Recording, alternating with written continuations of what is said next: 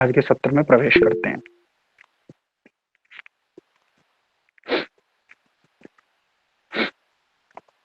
ओम नमो भगवते वासुदेवाय।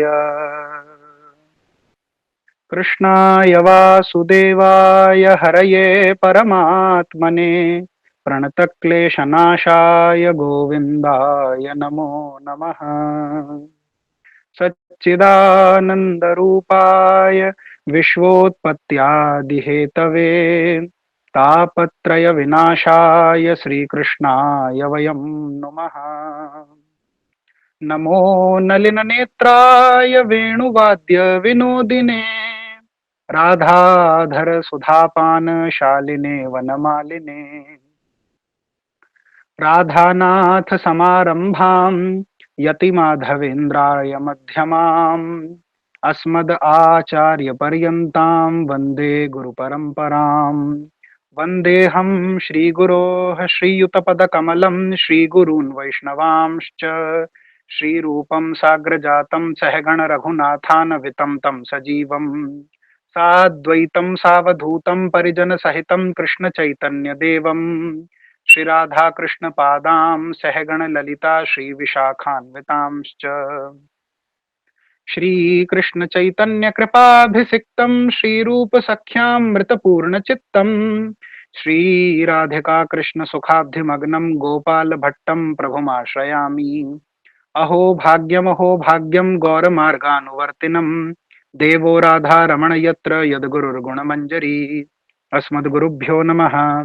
अस्मद्परमगुरुभ्यो नमः। अस्मद्परात्परगुरुभ्यो नमः। अस्मद्परमेष्ठिगुरुभ्यो नमः। अस्मद्गुरुपरम्परायै नमः। श्रीमच्छड्गोस्वामिने नमः। पंचतत्वात्मकं कृष्णं भक्तरूपस्वरूपकं भक्तावतारं भक्ताख्यं नमामि भक्तशक्तिकम्।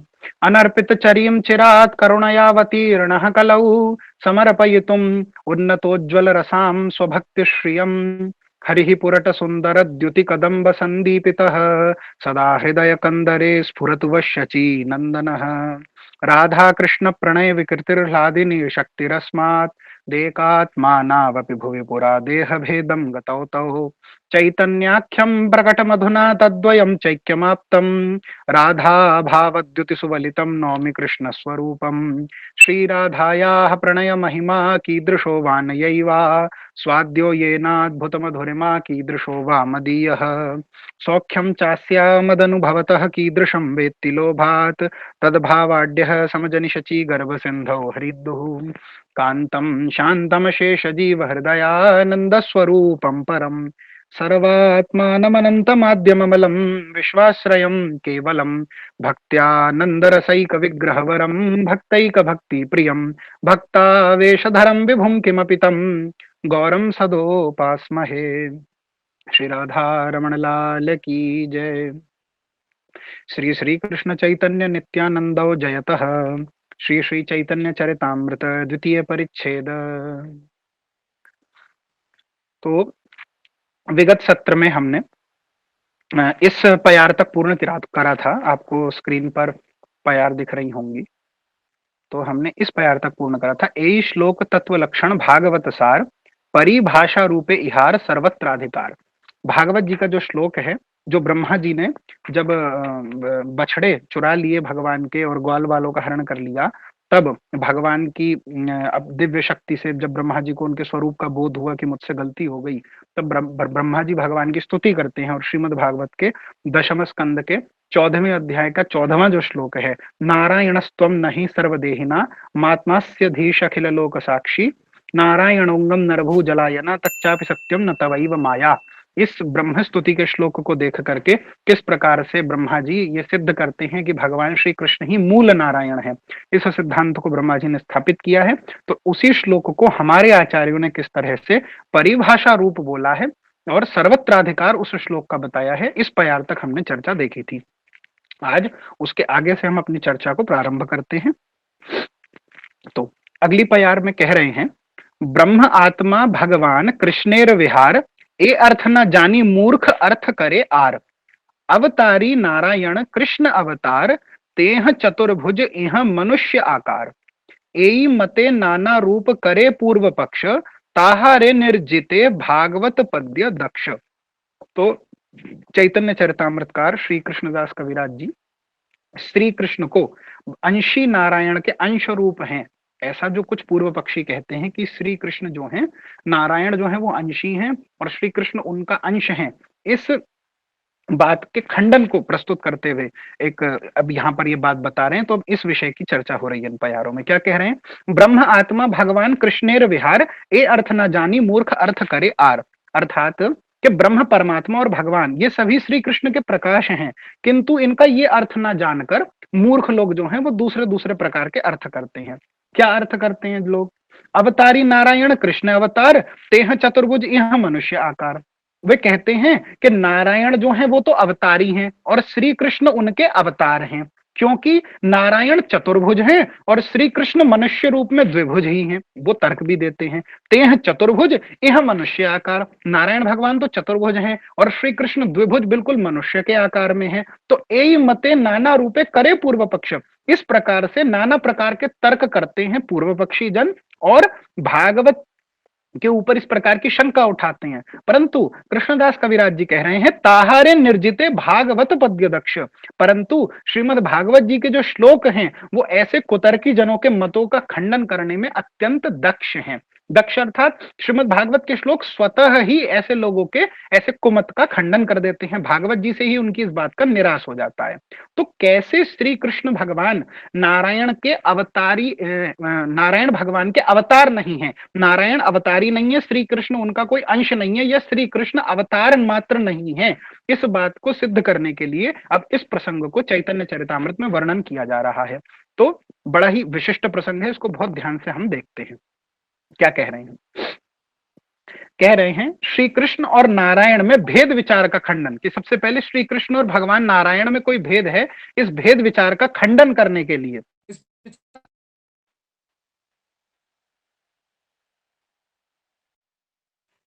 विचार का, एक सेकंड रुकिए।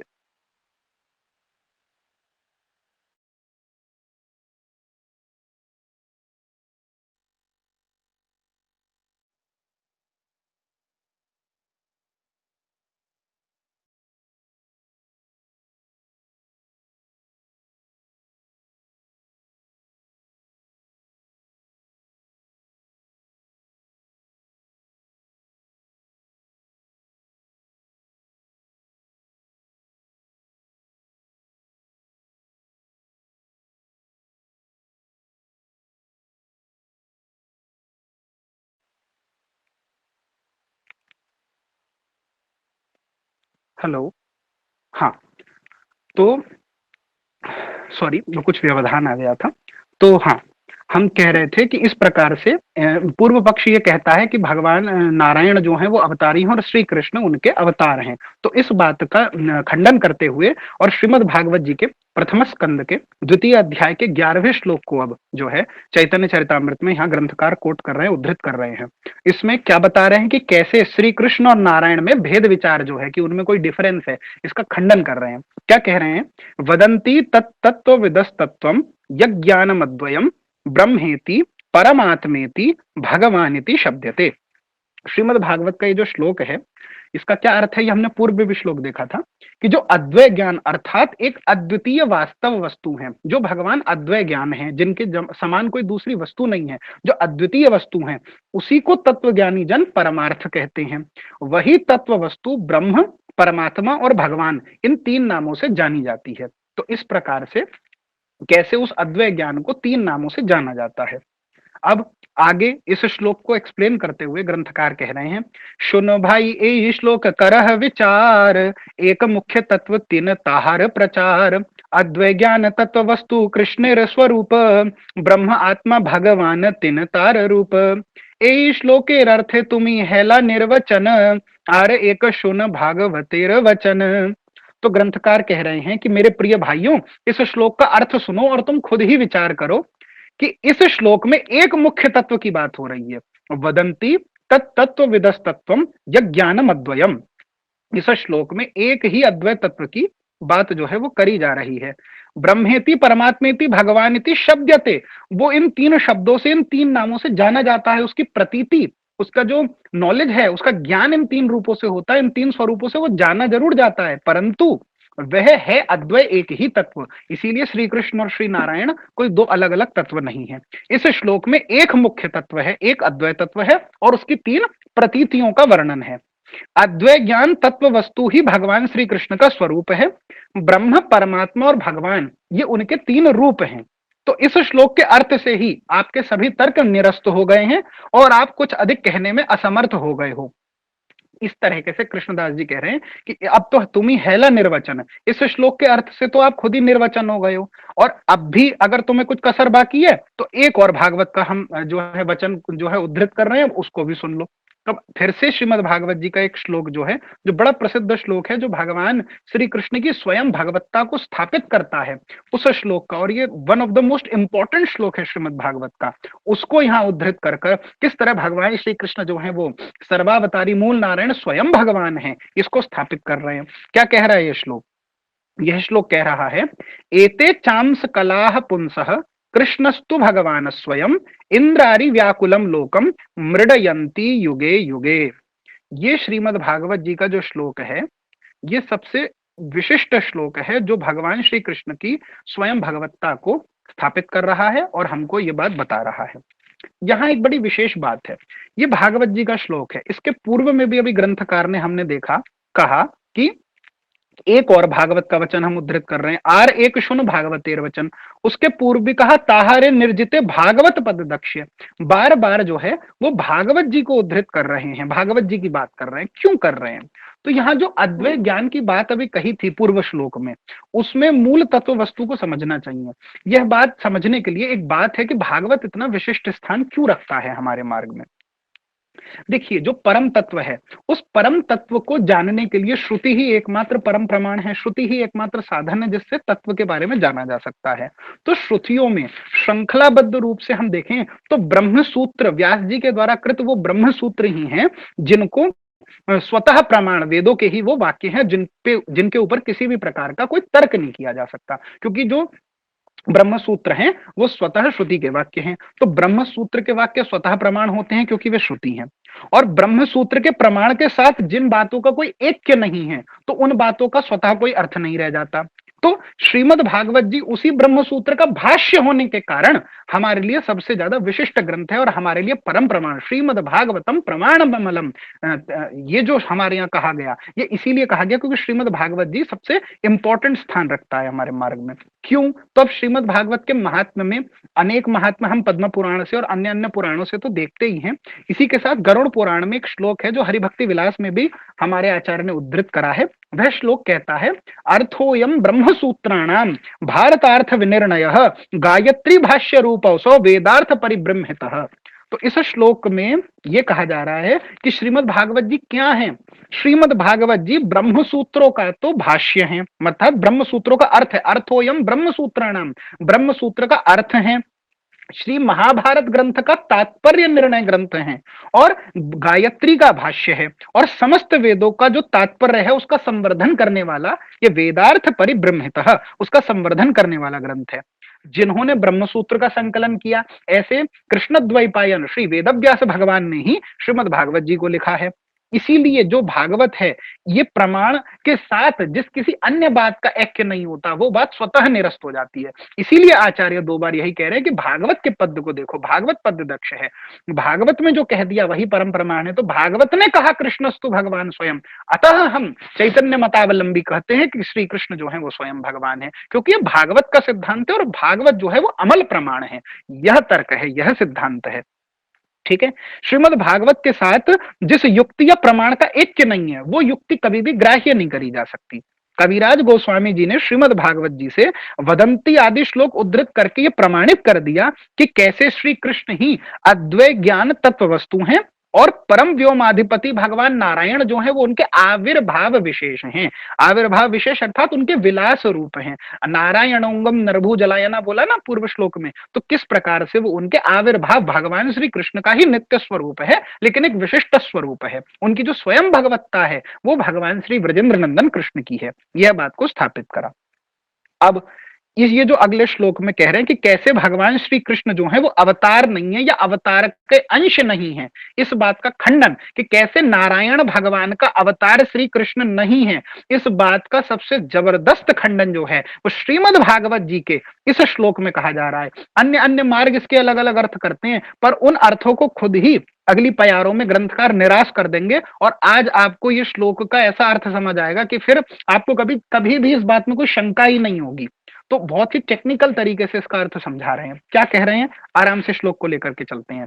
एते चांस कला पुंसः कृष्णस्तु भगवान स्वयं इंद्रारी व्याकुलम लोकम मृडयंती युगे युगे। अर्थात श्री राम नृसिंह आदि जो पुरुषावतार के अंश या कला हैं, हमने पूर्व में भी अंश का अर्थ आपको बताया। अंश अर्थात जहां भगवान की शक्ति आंशिक रूप में प्रकाशित होती है। अंश का कई मूर्ख लोग और कई जो हैं सिद्धांत से और शास्त्र से अपरिचित लोग ऐसा बालक आजकल अर्थ करते हैं कि अंश आपने कह दिया तो कह दिया भगवान का अंश मतलब टुकड़ा, जो सामान्य भाषा में अंश शब्द का अर्थ समझते हो। लेकिन अंश की परिभाषा शक्ति के आंशिक प्रकाश से है, जहां भगवान कुछ अंश में शक्तियों का प्रकाश करते हैं, कुछ अंश में शक्तियों का गोपन कर लेते हैं। उन अवतारों को अंशावतार कहते हैं और कलावतार कहते हैं, जहां अंश का अंश हो, मतलब कुछ अंशों का गोपन करा और उसके भी कुछ अंशों को फिर गोपन कर लें भगवान, तब उसको कला कहते हैं। तो यह बात बहुत विचार करने की है, इससे कहीं भी भगवान में कोई दोष नहीं आता। ये फिर मैं बता दूं, जो कई प्रौढ़ वैष्णव नहीं है और कई बालक इस सत्र को सुन रहे हैं, वो ऐसी जिज्ञासा प्राय हमसे करते हैं कि अंश कह दिया तो टुकड़ा हो गया,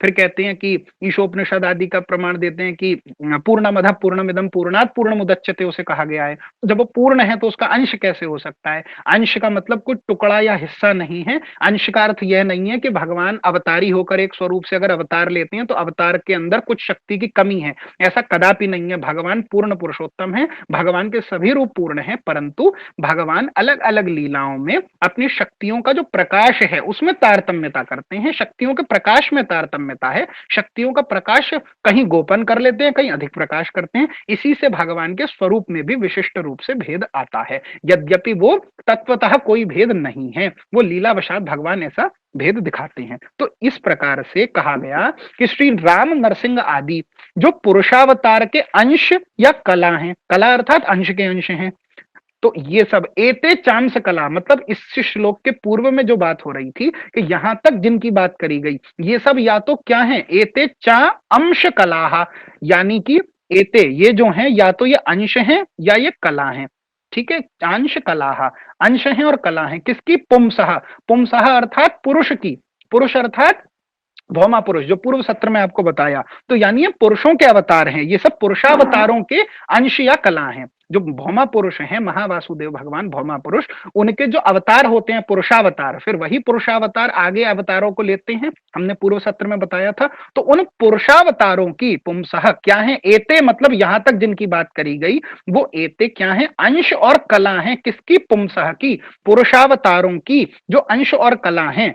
परंतु कृष्णस्तु भगवान स्वयं, और श्री कृष्ण ही क्या है? स्वयं भगवान है। श्री कृष्ण मतलब एते, ये जो सभी अवतारों की बात अभी तक करी है, ये सब तो पुरुषावतारों की अंश अथवा कला हैं, परंतु श्री कृष्ण जो हैं वो ही स्वयं भगवान हैं। और इंद्रारी व्याकुलम लोकम मृडयंती युगे युगे, और दैत्यों के द्वारा पीड़ित लोगों की युग युग में ये लोग रक्षा करते हैं। कौन रक्षा करते हैं? तो ये सभी जो अवतार हैं वो रक्षा करते हैं। तो ये श्रीमद् भागवत जी का श्लोक है। अब इसके विविध अर्थ आपने अलग अलग लोगों से सुने होंगे। तो एते चांस कला पुंसः कृष्णस्तु भगवान स्वयं में कई लोग कह देते हैं कि एते चांस कला पुंसः, ये जो पुरुषों के अवतार जैसे ये हैं, ऐसे कृष्ण भी एक अवतार हैं। किसके? स्वयं भगवान के। कृष्णस्तु भगवान स्वयं, कृष्ण जो हैं वो स्वयं भगवान के एक अवतार हैं। तो स्वयं भगवान वो नारायण को मान लेते हैं और कृष्ण को भी अवतार समूह में गिन लेते हैं। इस वाहियात तर्क का निराश जो है वो ग्रंथकार यहाँ कर रहे हैं कि कैसे ये एकदम भ्रष्ट मत है ऐसा मानना, और वो किस तरीके से गलत है वो यहाँ बताएंगे।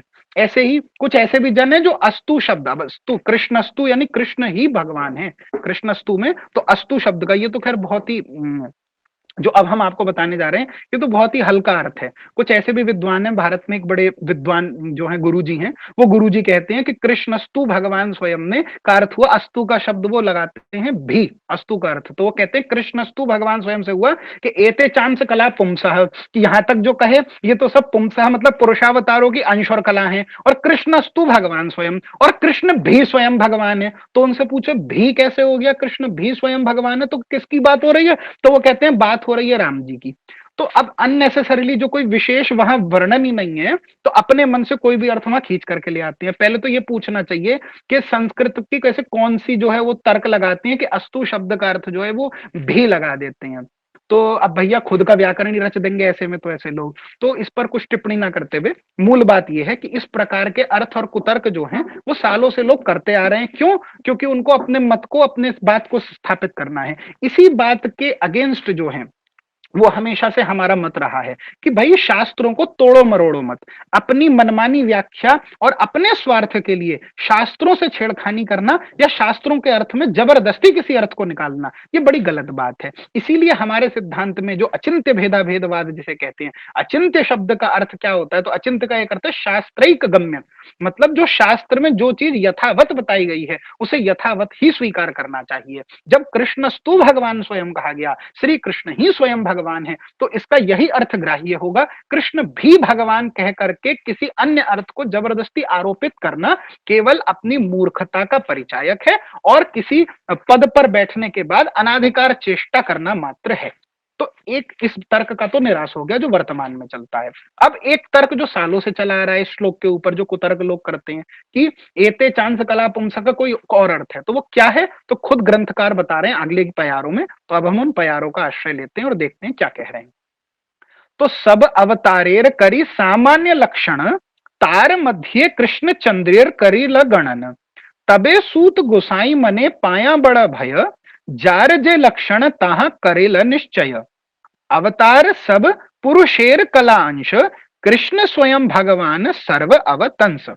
यहां पर ग्रंथकार कह रहे हैं कि श्रीमद् भागवत में श्री सूत गोस्वामी जी ने सभी अवतारों के सामान्य लक्षणों का वर्णन करा, ठीक है, और सबका वर्णन करके तार मध्य कृष्ण चंद्रेर करिला गणन, उसके मध्य में उन्होंने क्या करा? श्री कृष्ण चंद्र का गणन, मतलब भगवान श्री कृष्ण को भी क्या कर लिया? सभी अवतारों के मध्य में उन्हें गिन लिया। तबे सूत गुसाई मने पाया बड़ा भय, तभी क्या हुआ?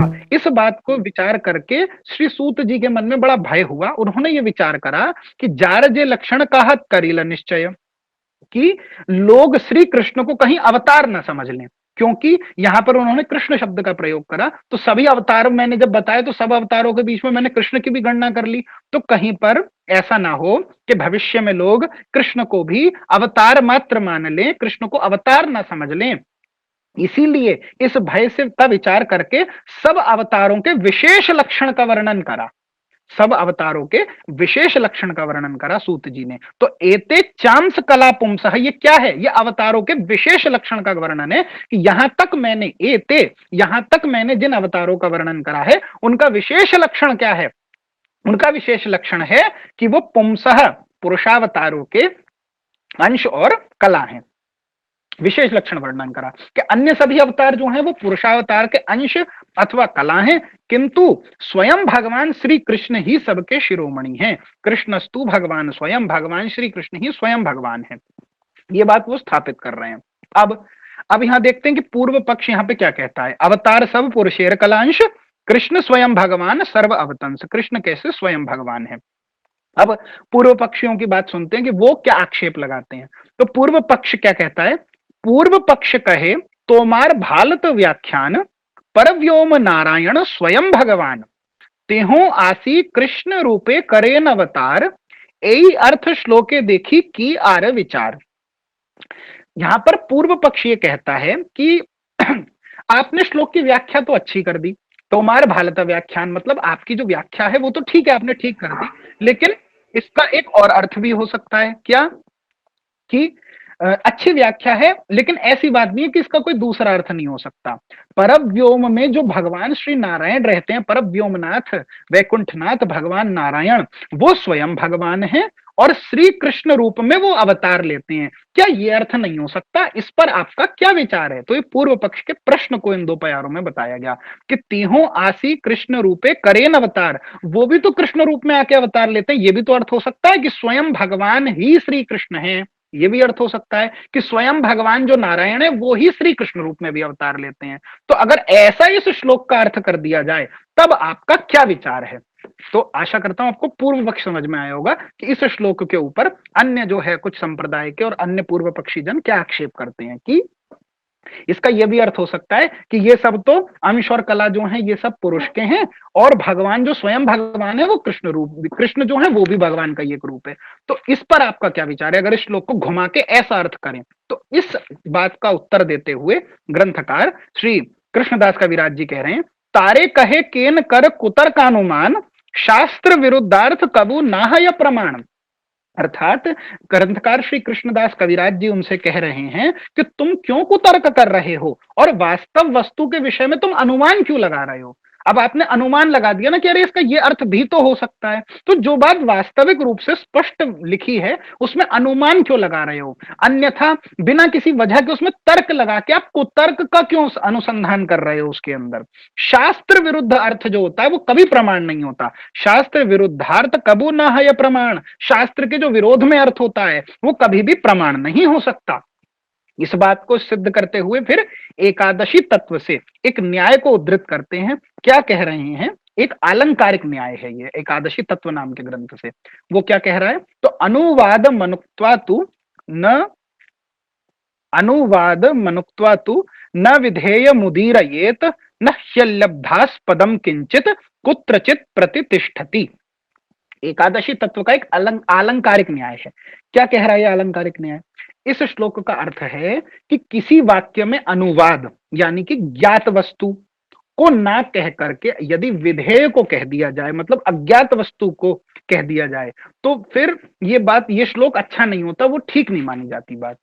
फिर से समझते हैं आराम से क्या हुआ भाई, ये अनुवाद क्या होता है जी, विधेय क्या होता है, हमें नहीं समझ आया। देखिए, कोई भी सेंटेंस होता है, हमने पूर्व में भी आपसे जब ये श्लोक पीछे वाला चर्चा करी थी वहां भी अनुवाद और विधेय शब्द की बात आई थी, यदि आपको स्मरण हो, अनुवाद और विधेय की। यदि नहीं स्मरण है तो मैं पुनः आपको जो है वो रिवाइज करा देता हूं, पुनः आपको बता देता हूं। अनुवाद और विधेय सब्जेक्ट और प्रेडिकेट को बोलते हैं। ठीक है, जब किसी विषय में अनुवाद मतलब जो ज्ञात वस्तु है जो हमें पहले ही पता है, और विधेय का मतलब होता है अज्ञात वस्तु जो हमें पता नहीं है, जिसके बारे में अब हमें पता चलेगा। तो ज्ञात और अज्ञात दो प्रकार की चीजें होती हैं किसी भी सेंटेंस में। ज्ञात वस्तु को बोला जाता है अनुवाद और अज्ञात वस्तु को बोला जाता है विधेय। तो आलंकारिक शास्त्र का एक न्याय है कि जब भी आप किसी स्टेटमेंट को बोलें तो पहले ज्ञात वस्तु बोलें, उसके बाद जो बात पता नहीं है अज्ञात वो बोली जाए। यदि पहले ही अज्ञात वस्तु बोल दी जाएगी, पहले विधेय कह दिया जाएगा, तो फिर शब्द का जो है, उस वाक्य की जो है वो कोई संसिद्धि नहीं है, वो वाक्य अच्छा वाक्य नहीं कहा जाता, उस वाक्य कोई कोई प्रतिष्ठा नहीं है, उस वाक्य का कोई आधार नहीं है, मतलब वो सेंसलेस वाक्य हो जाएगा, वो अर्थहीन वाक्य हो जाएगा, वो दोष आ जाएगा उस वाक्य में, ये कहना चाह रहे हैं। ठीक है, अनुवाद और विधेय, इसका एक उदाहरण भी है जो अगली पंक्ति में देंगे, मैं अभी आपको फिर से वो एक बार बताता हूं। क्या कह रहे हैं? आलंकारिक विचार के अनुसार अगर पूर्व में अज्ञात वस्तु अर्थात विधेय को और जो पहले से पता है अनुवाद को, उसको न कह करके अज्ञात वस्तु को कह दिया जाए तो वाक्य की कोई वैल्यू नहीं रहती। उदाहरण के लिए कोई कहे कि ये विप्र पंडित हैं, एक स्टेटमेंट है, ये विप्र पंडित हैं, तो विप्र शब्द का अर्थ होता है ब्राह्मण और पंडित शब्द का अर्थ होता है विद्वान, जो ज्ञानी हो। ठीक है, तो यदि कोई पंक्ति कहे कि ये विप्र पंडित हैं, तो इस वाक्य में ये व्यक्ति विप्र हैं, विप्र अर्थात ब्राह्मण हैं, तो ये तो हो गया अनुवाद। इस तथ्य को तो सब लोग जानते हैं कि ये व्यक्ति विप्र है। मानिए आप कोई आपके साथ ब्राह्मण खड़े हैं और आप किसी से इंट्रोडक्शन करा रहे हैं और आपको उनको ये बताना है कि ये जो खड़े हैं हमारे साथ ब्राह्मण, ये बहुत विद्वान है, मतलब ये एक पंडित हैं, ये बहुत ज्ञानी है। तो आप क्या बोलेंगे कि ये विप्र पंडित हैं। तो सामने वाले व्यक्ति को ये बात तो पहले से पता है ना कि ये विप्र है, अर्थात ये ब्राह्मण है। तो विप्र शब्द क्या हो गया? यहां अनुवाद हो गया। और लेकिन उनका पांडित्य, कि ये एक पंडित हैं, ये एक बहुत बड़े ज्ञानी हैं, ये बात उन्हें नहीं पता, तभी तो आप उनको ये बात बता रहे हैं। तो आप क्या कहेंगे कि ये विप्र पंडित हैं, अर्थात ये जो ब्राह्मण हैं ये बहुत ज्ञानी हैं, ये जो ब्राह्मण हैं, ये जो विप्र हैं, ये पंडित हैं। तो पंडित क्या हो गया उनका? पंडित विधेय हो गया, कि उनके पांडित्य के बारे में हमें नहीं पता था। तो इस वाक्य में पंडित शब्द विधेय हो गया, और ये विप्र अर्थात ये ब्राह्मण हैं, ये अनुवाद हो गया। यानी हमको ये बात पहले से पता थी कि ये ब्राह्मण हैं, परंतु जो विशेषता हम उनकी बताना चाह रहे हैं वो ये है कि ये ब्राह्मण जो हैं ये बहुत बड़े पंडित हैं, मतलब ये बहुत बड़े विद्वान हैं, यह बात बताना चाह रहे हैं। तो अनुवाद और विधेय क्या होता है ये आपको समझ आ गया कि किसे कहते हैं। अब ये अनुवाद और विधेय का झोल किस तरीके से इस श्लोक में कुतर्की जन लगा रहे हैं उसका निराश करते हुए ग्रंथकार समझा रहे हैं। क्या कह रहे हैं, आगे पढ़ते हैं। अनुवाद न कहिया, अनुवाद न कहिया न कही विधेय, आगे अनुवाद कही पश्चात विधेय। विधेय कहिए तारे जे वस्तु अज्ञात, अनुवाद कही तारे जेई हय ज्ञात।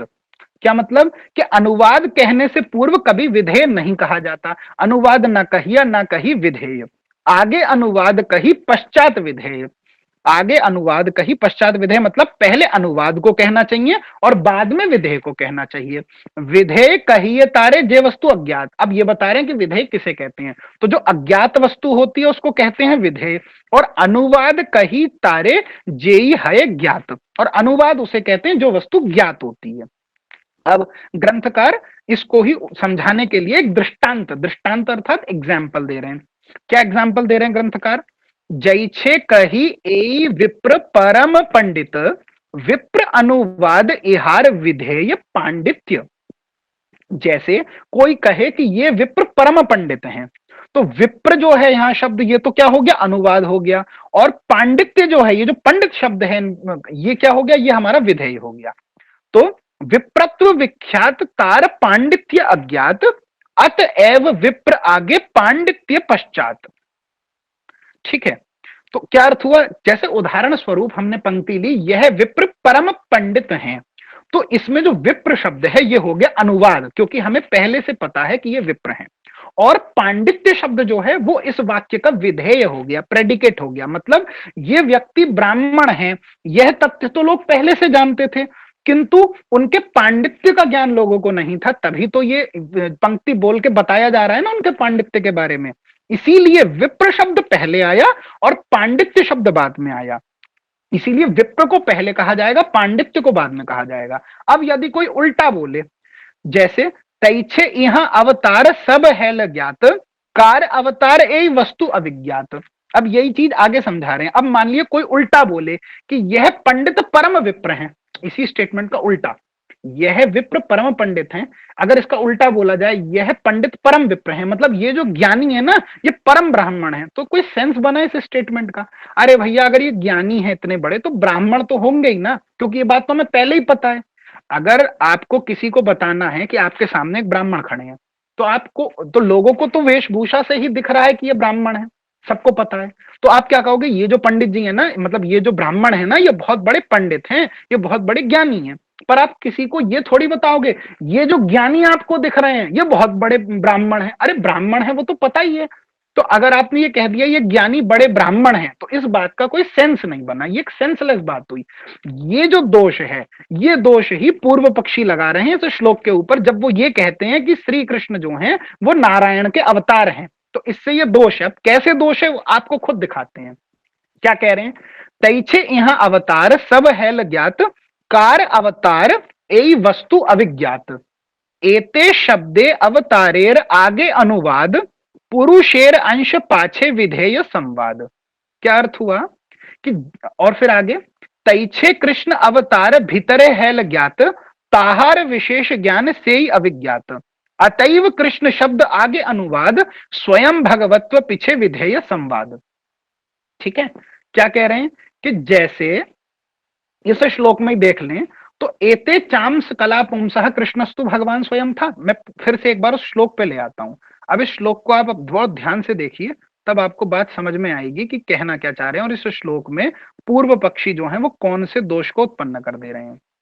इस श्लोक में वर्णित ये जो कहा है ना एते, एते मतलब यह सब अवतार, एते शब्द से मतलब हुआ यह सब अवतार।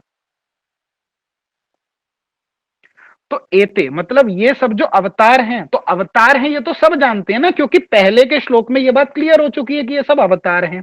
परंतु किनके अवतार हैं ये बात अज्ञात है ना। तो एते शब्द से जो पूर्व में अवतारों की बात हो गई वो क्या हो गए, वो अनुवाद हो गए, सब्जेक्ट। लेकिन प्रेडिकेट क्या है, विधेय क्या है, अज्ञातवाद क्या है, ये नहीं पता कि वो किसके अवतार हैं। तो वो बात बाद में बोली जाएगी ना। तो वही बात क्या बोल रही है कि एते चांस कला पुंसः, मतलब ये एते ये सब जो अवतार हैं ये किसके हैं, ये पुंसः पुरुषावतारों के अंश और कला हैं। समझ आया। एक ही श्लोक के आधे हिस्से के भी आधे हिस्से में आपको अनुवाद और विधेय का उदाहरण दिखा दिया। क्या कि एते, इसके पूर्व श्लोक में जिन अवतारों की बात करी गई थी वो एते, वो कौन है, चांस कलह पुंसः, वो अवतार तो हैं पर किसके अवतार हैं, पुरुषावतारों के अंश और कला हैं। एते शब्द से अवतार के विषय में कहा जा रहा है तो वो अनुवाद हो गया। और पुरुष के अंश हैं और पुरुष के कला हैं, चांश कलह, है ना। तो पुरुष के अंश और कला ये बाद में बोला गया ना, तो बाद में बोलने के कारण वो विधेय हो गया। वही बात प्यार में बोली क्या कि एते शब्द अवतारेर आगे अनुवाद, पुरुषेर अंश पाछे विधेय संवाद। इस तरीके से एते शब्द जो है वो अनुवाद है और पुरुष के अंश है वो क्या है, वो उसका विधेय हो गया। एते चांस कला पुंसः। फिर आगे कह रहे हैं कृष्णस्तु भगवान स्वयं। तो अगली प्यार में क्या कह रहे हैं कृष्णदास, तैछे कृष्ण अवतार भितरे हैल ज्ञात, ताहार विशेष ज्ञान से ही अभिज्ञात। इसी प्रकार से श्री कृष्ण जो हैं वो भी अवतारों में सम्मिलित हैं। ये बात तो सब जानते हैं ना कि श्री कृष्ण भी अवतारों में सम्मिलित हैं, क्योंकि पूर्व में बात हो चुकी है अवतारों की। तो श्री कृष्ण भी अवतारों में सम्मिलित हैं, परंतु श्री कृष्ण का विशेष ज्ञान क्या है यह बात अज्ञात है अभी। जैसे एते चांस कला पुंसः, यहां पे हमने अनुवाद विधेय का एक पेयर देखा। ऐसे ही जब अवतारों की बात करी तो ये तो सबको पता है ना कृष्ण भी एक अवतार है। तो यहां अगर कृष्ण शब्द आया यानी अब कृष्ण शब्द के बारे में कोई विशेष बात होगी, तो कृष्ण यहां अनुवाद है यानी कृष्ण ज्ञात विषय है। तो फिर विधेय क्या हुआ, अज्ञात विषय क्या हुआ। अगर कृष्ण सब्जेक्ट है तो प्रेडिकेट क्या है इस सेंटेंस में जो कृष्ण की विशेषता बता रहा है, वो है भगवान स्वयं, कि कृष्णस्तु भगवान स्वयं। यह इसका विधेय है, कृष्ण अनुवाद है और स्वयं भगवत्ता जो है ये उसका प्रेडिकेट है। कृष्ण शब्द ज्ञात होने से उसको पहले कह दिया तो वो अनुवाद माना जाएगा, और स्वयं भगवान जो है ये अज्ञात विषय है, क्योंकि कृष्ण तत्व का विशेष ज्ञान नहीं बताया गया ना। कृष्ण तो अवतारों में पहले ही थे, तो अलग से यहां कृष्ण शब्द क्यों लिया, तो यानी अब कृष्ण को अनुवाद मान के, क्योंकि कृष्ण को आप पहले से जानते हो तो उसका विशेष ज्ञान अब जो है वो श्लोक कर्ता बताना चाह रहे हैं। तो सूत जी ये कहना चाह रहे हैं कि अब विशेष ज्ञान सुनो कृष्ण का क्या है। विशेष ज्ञान यह है कि कृष्णस्तु भगवान स्वयं, श्री कृष्ण ही स्वयं भगवान है। यानी जो ज्ञात विषय कृष्ण है जिनकी पूर्व अवतारों में भी गणना कर ली गई, अब उसका विशेष ज्ञान और ले लो, वो सब तो चांस कला पुंसः हैं, पर जो श्री कृष्ण है वो ही स्वयं भगवान है। श्री कृष्ण की स्वयं भगवत्ता यहां पर सिद्ध हो रही है। इस प्रकार श्री कृष्ण की स्वयं भगवत्ता प्रमाणित हुई और स्वयं भगवान का कृष्णत्व, ये बात गलत हो गई। जो लोग, जो पूर्व पक्षी कह रहे थे कि स्वयं नारायण भगवान भी कृष्ण है, ये अर्थ लग सकता है, तो फिर ये बिल्कुल उल्टा हो जाएगा ना श्लोक। फिर तो अर्थ होगा स्वयं भगवान का कृष्णत्व, कि स्वयं भगवान जो है ना, ये जो एते चांस कला पुंसः है, मतलब ये सब अवतार तो पुरुष के कला हैं और अंश के अवतार हैं, लेकिन जो स्वयं भगवान है वो कृष्ण भी हैं। अब स्वयं भगवान कृष्ण भी हैं या कृष्ण ही हैं, इसका कोई भी सेंस नहीं बनता। ये एक नॉनसेंस बात है कि स्वयं भगवान कृष्ण ही है, नहीं, कृष्णस्तु भगवान स्वयं का अर्थ बनेगा कृष्ण ही स्वयं भगवान है। यदि ग्रंथकार ये कहना चाहते कि नारायण भगवान कृष्ण भी बनते हैं, तो ये कृष्णस्तु भगवान स्वयं की जगह होता स्वयं भगवान स्वयं कृष्ण, ये उल्टा हो जाता। कृष्णस्तु भगवान स्वयं नहीं होती फिर ये पंक्ति, फिर ये पंक्ति होती स्वयं भगवान अस्तु कृष्ण, स्वयं भगवान अस्तु कृष्ण हो जाता ना। एते चांस कला पुंसः स्वयं भगवान अस्तु कृष्ण, मतलब ये तो सब पुरुष के, यहां तक जिनकी बात करी वो अंश और कला हैं, और स्वयं भगवान अस्तु कृष्ण, लेकिन जो स्वयं भगवान है वो कृष्ण रूप में भी अवतार लेते हैं, स्वयं भगवान ही कृष्ण है। ये अर्थ होता कि नारायण ही कृष्ण है। तो इस प्रकार से जो अन्य मार्गी, जो अन्य संप्रदाय वाले नारायण विशेष भगवान के स्वरूप में आसक्ति जिनकी है, वो जब इस प्रकार का आक्षेप लगाते हैं तो उनका ये आक्षेप, उनका ये पूर्व पक्ष पूर्णतः भागवत के इस आलंकारिक न्याय की दृष्टि से ही पूर्ण रूप से निरस्त हो जाता है कि कैसे श्री कृष्ण जो है वो भगवान नारायण से नहीं है। आप खुद देखिए, कृष्णस्तु भगवान स्वयं, नहीं तो स्वयं भगवानस्तु कृष्ण होता ये श्लोक, है ना। यदि श्री कृष्ण अंश और नारायण अंशी होते तो ये उल्टा हो गया ना श्लोक, इस श्लोक में गलती आ गई। तब सूत जी ऐसी व्याख्या करते कि नारायण अंशी हैं और नारायण स्वयं भगवान हैं और वो श्री कृष्ण के रूप में भी अवतरित होते हैं, श्री कृष्ण भी उनका एक रूप है, फिर ये हो जाती बात। लेकिन ये कैसे गलत है? वो ऐसे गलत है, स्वयं भगवत्व यहां पर जो है वो साध्य है। क्या कह रहे हैं?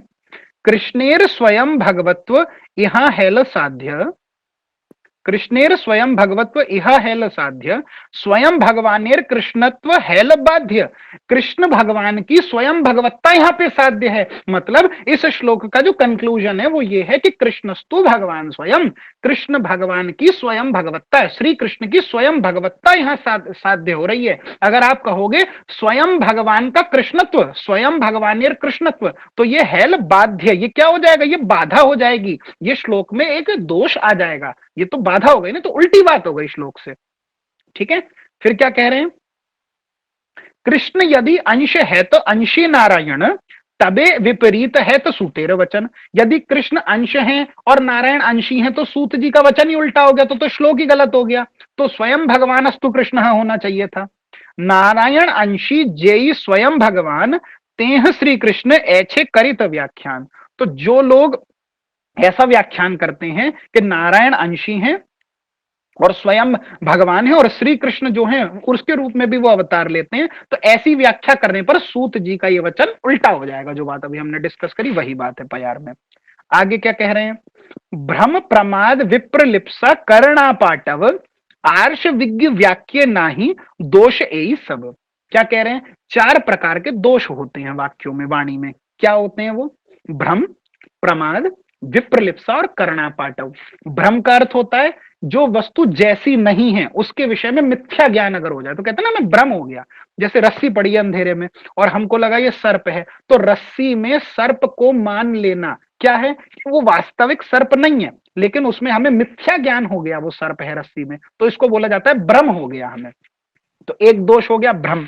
दूसरा क्या है? प्रमाद। प्रमाद का मतलब होता है असावधानी, मतलब बात में किसी दूसरे प्रकार से उपलब्धि करना। बात कुछ थी पर हमने असावधानीवश कुछ निकल गया हमारे मुंह से, हमारे मुंह से निकल गई, उसको बोलते हैं प्रमाद, जब असावधानी से कोई बात करी जाए। तीसरा दोष क्या होता है? विप्रलिप्सा। विप्रलिप्सा अर्थात किसी को धोखा देने की इच्छा, कि हमें तो धोखा देने की इच्छा है इसीलिए हमने गलत बात बोल दी, झूठी बात बोल दी, इसको बोलते हैं विप्रलिप्सा।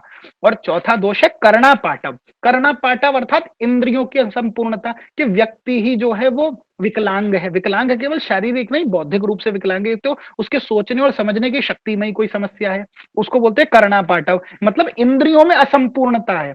उदाहरण, जैसे किसी को पीलिया रोग हो जाए तो उसको सब कुछ पीला पीला दिखता है दुनिया में, है ना। या किसी को अगर कान की रोग हो जाए ध्वनि का, तो उसको आवाज सुनाई नहीं देगी ज्यादा दूर की। तो करना पाटा मतलब कि उसके इंद्रियों में कोई दोष आ गया, इसीलिए वो करेक्ट बात नहीं बोल पा रहा। तो ये चार प्रकार के दोष होते हैं। ग्रंथकार क्या कह रहे हैं? भ्रम प्रमाद विप्रलिप्सा करना पाटव आर्ष विज्ञ वाक्य नाही दोष ये सब।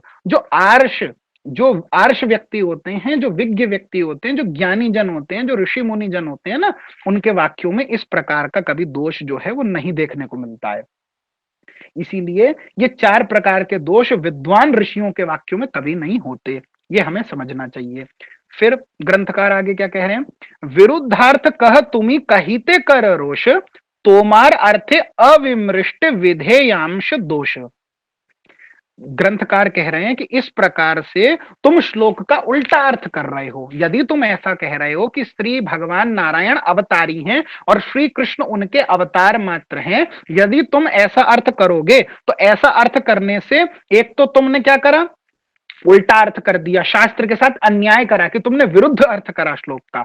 दूसरा, उसके बाद तुम रोष भी कर रहे हो, क्रोध भी कर रहे हो इस बात का।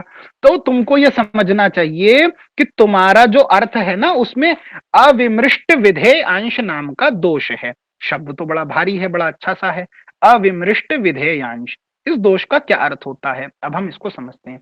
अविमृष्ट विधेयांश, अविमृष्ट का अर्थ होता है अविचारित, जिस पर विमर्श, विमर्श शब्द से विमृष्ट शब्द बना है। अविमृष्ट मतलब अविचारित, जिस चीज के ऊपर विचार नहीं करा गया, जिस चीज के ऊपर विमर्श नहीं करा गया, उसे कहेंगे अविमृष्ट।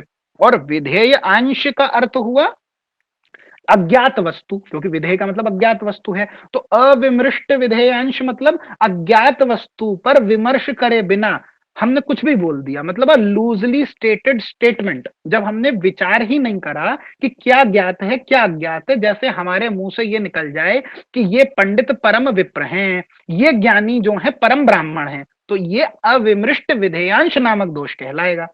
वही बात कह रहे हैं ग्रंथकार कि तुमने ये जो अर्थ कर दिया कि श्री नारायण अवतारी हैं और श्री कृष्ण उनके अवतार हैं, इसमें अविमृष्ट विधेय अंश नाम का दोष लग गया। अर्थात इसको विधेया विमर्श भी कहते हैं हिंदी में। विधेया विमर्श मतलब विधेय का अविमर्श कर लिया, बिना विचार करे, बिना किसी विमर्श के आपने विधेय को पहले बोल दिया, इस दोष को अविमृष्ट विधेयांश दोष कहते हैं। तो ग्रंथकार कह रहे हैं कि अगर तुम ये दोष ग्रंथ का मूल भागवत पर लगाओगे, सूत जी पर लगाओगे, तब तुम अपराध कर रहे हो। कैसे? क्योंकि जो आर्षजन, जो ऋषिजन होते हैं, वो कभी भी भ्रम, प्रमाद, विप्रलिप्स और करना पाठव, कि तुम ये कह दो कि ग्रंथकार कहना तो यही चाह रहे थे सूत जी कि स्वयं भगवान अस्तु कृष्ण, वो तो गलती से निकल गई उनके मुंह से कृष्णस्तु भगवान स्वयं। तो अगर तुम ऐसा कहोगे तो तुमने बहुत बड़ा अपराध कर दिया है। क्यों? क्योंकि तुम कह रहे हो कि ऋषियों के वाक्य में दोष है, कि सूत जी के मुंह से गलती से निकल गई, मतलब सूत जी के अंदर भ्रम, प्रमाद, विप्रलिप्सा अथवा करना पाटव जैसा क्या तुम कोई दोष लगाना चाह रहे हो? और यदि सूत जी के वाक्य में भ्रम, प्रमाद, विप्रलिप्सा और करना पाटव नामक कोई दोष नहीं है, तो फिर तुम्हारे इस वाक्य के अंदर अविमृष्ट विधेयांश, अर्थात जिसको हिंदी साहित्य में विधेया विमर्श कहते हैं, यानी कि अविमर्श नाम का, आपने क्या करा, विधेय बोल दिया, उस पर विमर्श नहीं करा। अविचार के, बिना विचार के विधेय को, अनुवाद के स्थान पर विधेय को पहले कह दिया गया, तो ऐसा अर्थ करने पर तुमने गलत अर्थ करा है। कृष्णस्तु भगवान स्वयं का सीधा सीधा अर्थ है कृष्ण ही स्वयं भगवान है। स्वयं भगवान ही कृष्ण है या स्वयं भगवान भी कृष्ण है, अर्थ कहने वाले अविमृष्ट विधेयांश नामक दोषी और मूर्खता के प्रथम स्तर पर बैठे हुए लोग हैं। और श्री कृष्ण भी स्वयं भगवान है जो गुरु जी कहते हैं, तो जय हो, उनकी तो बलिहारी है, फिर उन्होंने तो पूरा आलंकारिक शास्त्र की धज्जियां उड़ा दी। तो इस बात को बहुत विचार हमको करना चाहिए। तोमार अर्थ है अविमृष्ट विधेयांश दोष। आगे क्या कह रहे हैं? जार भगवत्ता, जार भगवत्ता हैते अन्येर भगवत्ता स्वयं भगवान शब्देर ताहा तेई सत्ता। तो अभी ये जो कृष्णस्तु भगवान स्वयं बोला, तो भागवत के श्लोक से भी स्थापित कर दिया कि कैसे श्री कृष्ण मूल नारायण है, कैसे एते चांस कला पुंसः हैं, मतलब जिन अवतारों की बात करी ये सब पुरुषावतारों के अंश अथवा कलावतार हैं, और कैसे श्री कृष्ण ही स्वयं भगवान है। तो ठीक है जी, हमको ये तो समझ आ गया भागवत के श्लोक से कि श्री कृष्ण स्वयं भगवान है। अब ये तो बता दो स्वयं भगवान का अर्थ क्या होता है। अब ये भी एक प्रश्न है। स्वयं भगवान भी केवल ऐसे ही नहीं बोल दिया है, इस शब्द का भी अपनी परिभाषा है। स्वयं भगवान का भी, इन दो शब्दों का भी एक अर्थ है, ये अपने आप में एक परिभाषा है इनकी। तो क्या है इसका अर्थ, उसकी परिभाषा इस प्यार में ग्रंथकार दे रहे हैं। क्या कह रहे हैं? जार भगवत्ता हैते अन्येर भगवत्ता स्वयं भगवान शब्देर ताहा तेई सत्ता, अर्थात जिनकी भगवत्ता से दूसरों की भगवत्ता होती है वो स्वयं भगवान से कहलाए जाते हैं। स्वयं भगवान तो हमारे यहाँ ये अवतारी अवतार कि राम जी के अवतार ये हैं कि विष्णु के अवतार राम जी हैं, लड़ाई आजकल चल रही है बड़ी समाज में कि नारायण के अवतारी राम जी हैं, कुछ लोग ऐसा कहते हैं, कुछ कह रहे हैं नहीं राम जी के अवतार नारायण है कि कुछ है। तो इस प्रकार के ये जो विमर्श लोगों में है, क्यों है? क्योंकि अपने मन से कपोल कल्पित भ्रम, प्रमाद, विप्रलिप्सा, करना पाटव से ग्रस्त होकर के वो अपनी व्याख्या दे रहे हैं, शास्त्र का आश्रय नहीं कर रहे।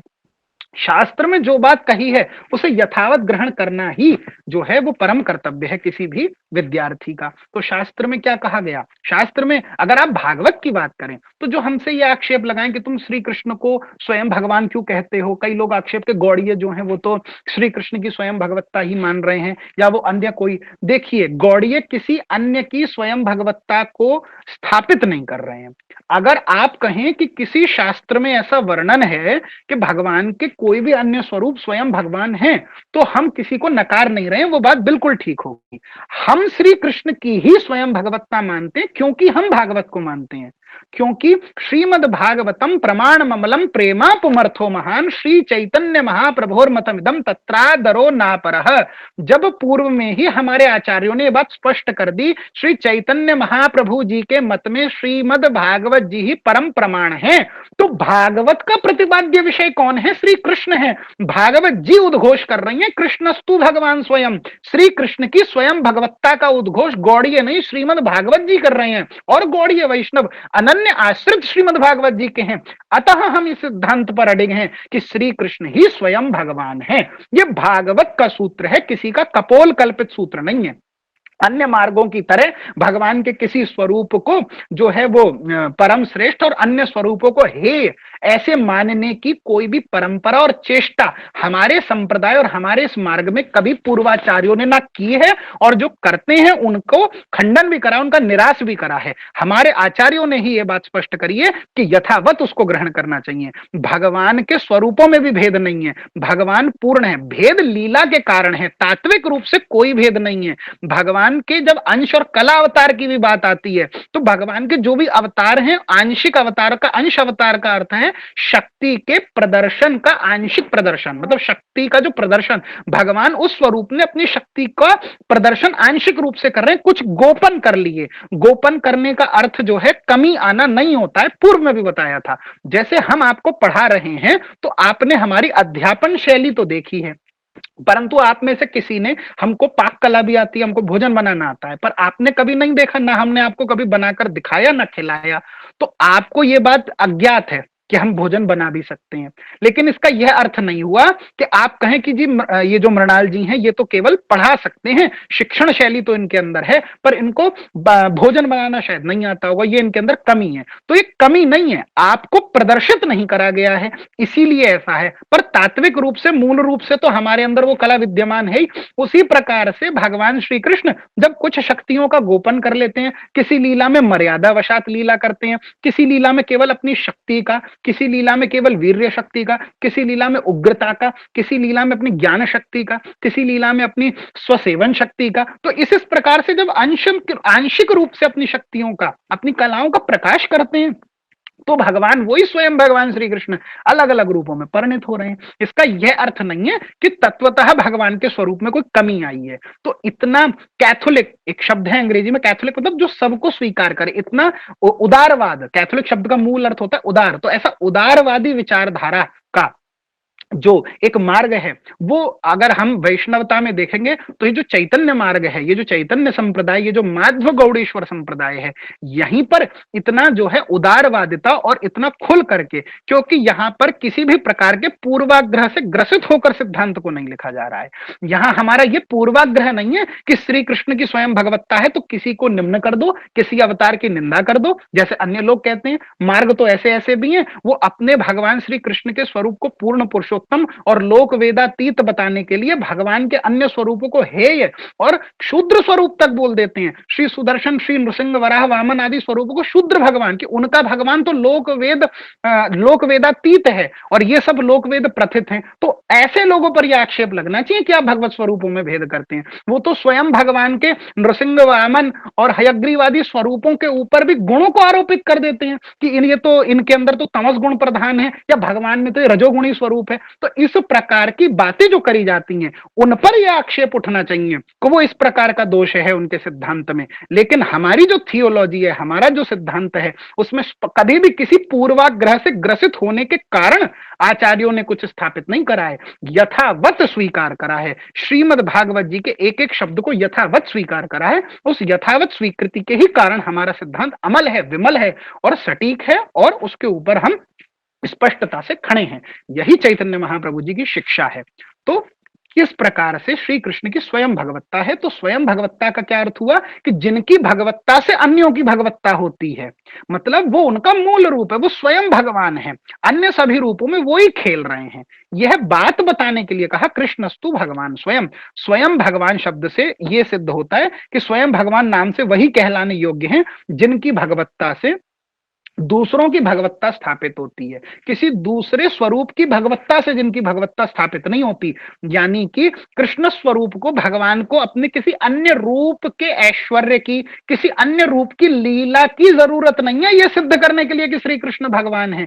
यह आवश्यकता नहीं है कि वैकुंठनाथ श्रीमन नारायण कृष्ण रूप में भी क्रीड़ा करते हैं। तो यह आवश्यक नहीं है कि क्योंकि ये वैकुंठनाथ है इसीलिए कृष्ण भगवान है। श्री कृष्ण की भगवत्ता स्वयं भगवत्ता है, यह बात यहां पर कही जा रही है। ठीक है। अब स्वयं भगवत्ता को समझाने के लिए ग्रंथकार फिर एक उदाहरण भी दे रहे हैं कि दीप हईते जैछे बहु दीपेर ज्वलन, मूल एक दीप ताह करिय गणन, तैछे सब अवतारेर कृष्ण से कारण, आर एक श्लोक सुन कुव्याख्या खंडन। क्या कह रहे हैं कि दीप हईते जैछे बहु दीपेर ज्वलन। मान लीजिए जिस प्रकार एक दीप से बहुत सारे दीपों को जलाया जाए, जब कभी पूजन होता है और दीप मालिका भगवान को अर्पित करी जाती है तो एक मूल दीपक को प्रज्वलित करा जाता है, फिर उस मूल दीपक से बहुत सारे अन्य दीपकों को जो है प्रज्वलित करते हैं। तो क्या कहलाते हैं? मूल दीपक तो एक ही कहलाएगा ना, बाकी सबको जो प्रज्वलित करा वो सब दीपक उसकी ज्योति पर आश्रित हैं। अगर वो मूल दीपक प्रज्वलित नहीं होता तो अन्य दीपक प्रज्वलित नहीं होते। जैसे आप लोगों ने कभी देखा हो श्री राधा रमण जी मंदिर में, आपने सुना है कि विगत 400 85 वर्ष, करीब 500 वर्षों के आसपास से अखंड रूप से अग्नि प्रज्वलित है। उसी अग्नि से श्री राधा रमण जी की सभी प्रकार की सेवा होती है। तो आप कभी देखें यदि मंगला आरती या किसी आरती में, तो दीवट, दीवट अर्थात एक दीपक रहता है ना जो एक स्टैंड के ऊपर खड़ा रहता है, उसको मंगला में अंदर ले जाके रखा जाता है, विविध दर्शनों में रहता है। तो दीवट जो है, जब पुराने समय में रोशनी, ये बिजली नहीं होती थी, तब दीवट की रोशनी में ही भगवान का दर्शन होता था। तो जो बड़े से दीपक हैं जो एक लंबे से दंड के ऊपर दोनों ओर खड़े रहते हैं, उसको दीवट कहा जाता है। दीवट से भगवान के दर्शन होते थे जब रोशनी नहीं होती थी। अब बिजली आ गई है लेकिन वो परंपरा दीवट की अभी भी विद्यमान है। तो कभी आपने अगर देखा हो किसी आरती विशेष में कि जब गोस्वामी जन भगवान की आरती करते हैं, तो क्योंकि हमारे यहाँ मूल अग्नि से ही सब कार्य होते हैं। अब कुंड में अग्नि तो अंगारों के रूप में है, मतलब अंग्री धधक रही है ना कोयले के रूप में, वही अंगारक तो हम श्री के रूप में धारण करते हैं शीतल करके, उसको घिस करके, तो अंगारक रूप में है मूल अग्नि। अब अंगारक से दिया जल तो नहीं सकता, तो अग्नि को कैसे प्राप्त करा जाता है? तो अंगारकों के ऊपर थोड़ी सी घास को या सूखी जो है भूस को रखते हैं या नारियल की जटा को रखते हैं, तो आप देखो अग्नि उसमें प्रज्वलित होती है। या अंगारक में अगर घृत डाल दिया जाए तो ज्वाला प्रज्वलित हो जाती है। ऐसी ज्वाला से दीवट को जला करके रखा जाता है। तो अब वो दीवट जल रही है। तो आपने देखा होगा कि कई बार राधा रमण जी की आरती ऐसे भी होती है कि अंदर से अंगारक आए, अंगारकों के ऊपर एक कुशा का दर्भ यानी घास का सूखा हुआ एक तिनका रखा जाता है। जैसे ही अंगारक पे तिनके को रखेंगे तो तिनका जलने लगा और उस तिनके से हमने ज्योति जला ली, बत्ती, और फिर उन बत्तियों से आरती हो गई। एक तो ऐसे होता है। या कई बार क्या होता है कि जब दीवट प्रज्वलित होती है तो गोस्वामी जन, अर्चक जन क्या करते हैं, जो आरती की बत्तियां हैं उन बत्तियों को दीवट से प्रज्वलित करते हैं। तो दीवट तो एक ही है और उस दीवट से उन्होंने, मानिए संध्या आरती 9 बत्तियों की, तो 9 बत्तियां उन्होंने दीवट से प्रज्वलित कर ली और उन 9 बत्तियों को जो है आरती के पात्र में लगा करके और फिर राधा रमण जी की आरती करनी प्रारंभ करी। तो आप क्या देखेंगे, हम कहेंगे कि एक मूल दीपक है, दीवट का जो दीपक है वो मूल दीपक है और बाकी के सब दीपक जो हैं वो अपनी ज्योति के लिए उस मूल दीपक पर आश्रित हैं। इसी प्रकार से कह रहे हैं कि जैसे एक दीपक से बहुत सारे दीपकों को, बहुत सारी ज्योतियों को जलाया जा सकता है, परंतु मूल दीपक के रूप में उस दीवट को ही गिना जाएगा। और दीवट के भी अगर पीछे चले तो मूल वो अग्नि है, वो कुंड में अंगार रूप में, मूल तो वही अग्नि है। उसी प्रकार से स्वयं भगवान का अर्थ हुआ कि श्री कृष्ण वो मूल दीपक हैं। श्री कृष्ण उस दीवट या कुंड की अग्नि के समान है जो मूल रूप से स्वतः प्रज्वलित है। अब उनसे जितने भी अन्य अवतार हैं उन सबके कारण वो हैं, उनसे ही सारे दीपक प्रज्वलित हैं। ये नहीं कह रहे कि वो दीपक कभी बुझे हुए थे और इनसे जलते हैं तभी अस्तित्व में आए। भगवान के सब रूप नित्य हैं, पर वो नित्य रूप भी, वो नित्य जलने वाले दीपक भी मूल रूपेण उस दीवट से जले हैं। यह बात यहां समझने की है। ऐसे सारे अवतार जो हैं उनका कारण श्री कृष्ण है, यह बात समझाई जा रही है। ठीक है, सारे दीपकों को प्रज्वलित तो कर लिया, पर मूल दीपक एक ही रहता है। इसी प्रकार से श्री कृष्ण मूल दीपक के समान है, यही स्वयं भगवत्ता शब्द की परिभाषा है। तो आशा करते हैं आपको स्वयं भगवत्ता जो है वो बहुत अच्छे से समझ में आ गई होगी। अब हम आगे चलते हैं। अब भागवत में श्लोक आता है। अब क्या कह रहे हैं, आर एक श्लोक सुन कुव्याख्या खंडन। अब इसी बात के लिए अब एक और श्लोक सुन लो श्रीमद् भागवत जी का, जिससे आपकी कुव्याख्या का पूर्ण रूपेण खंडन हो जाएगा।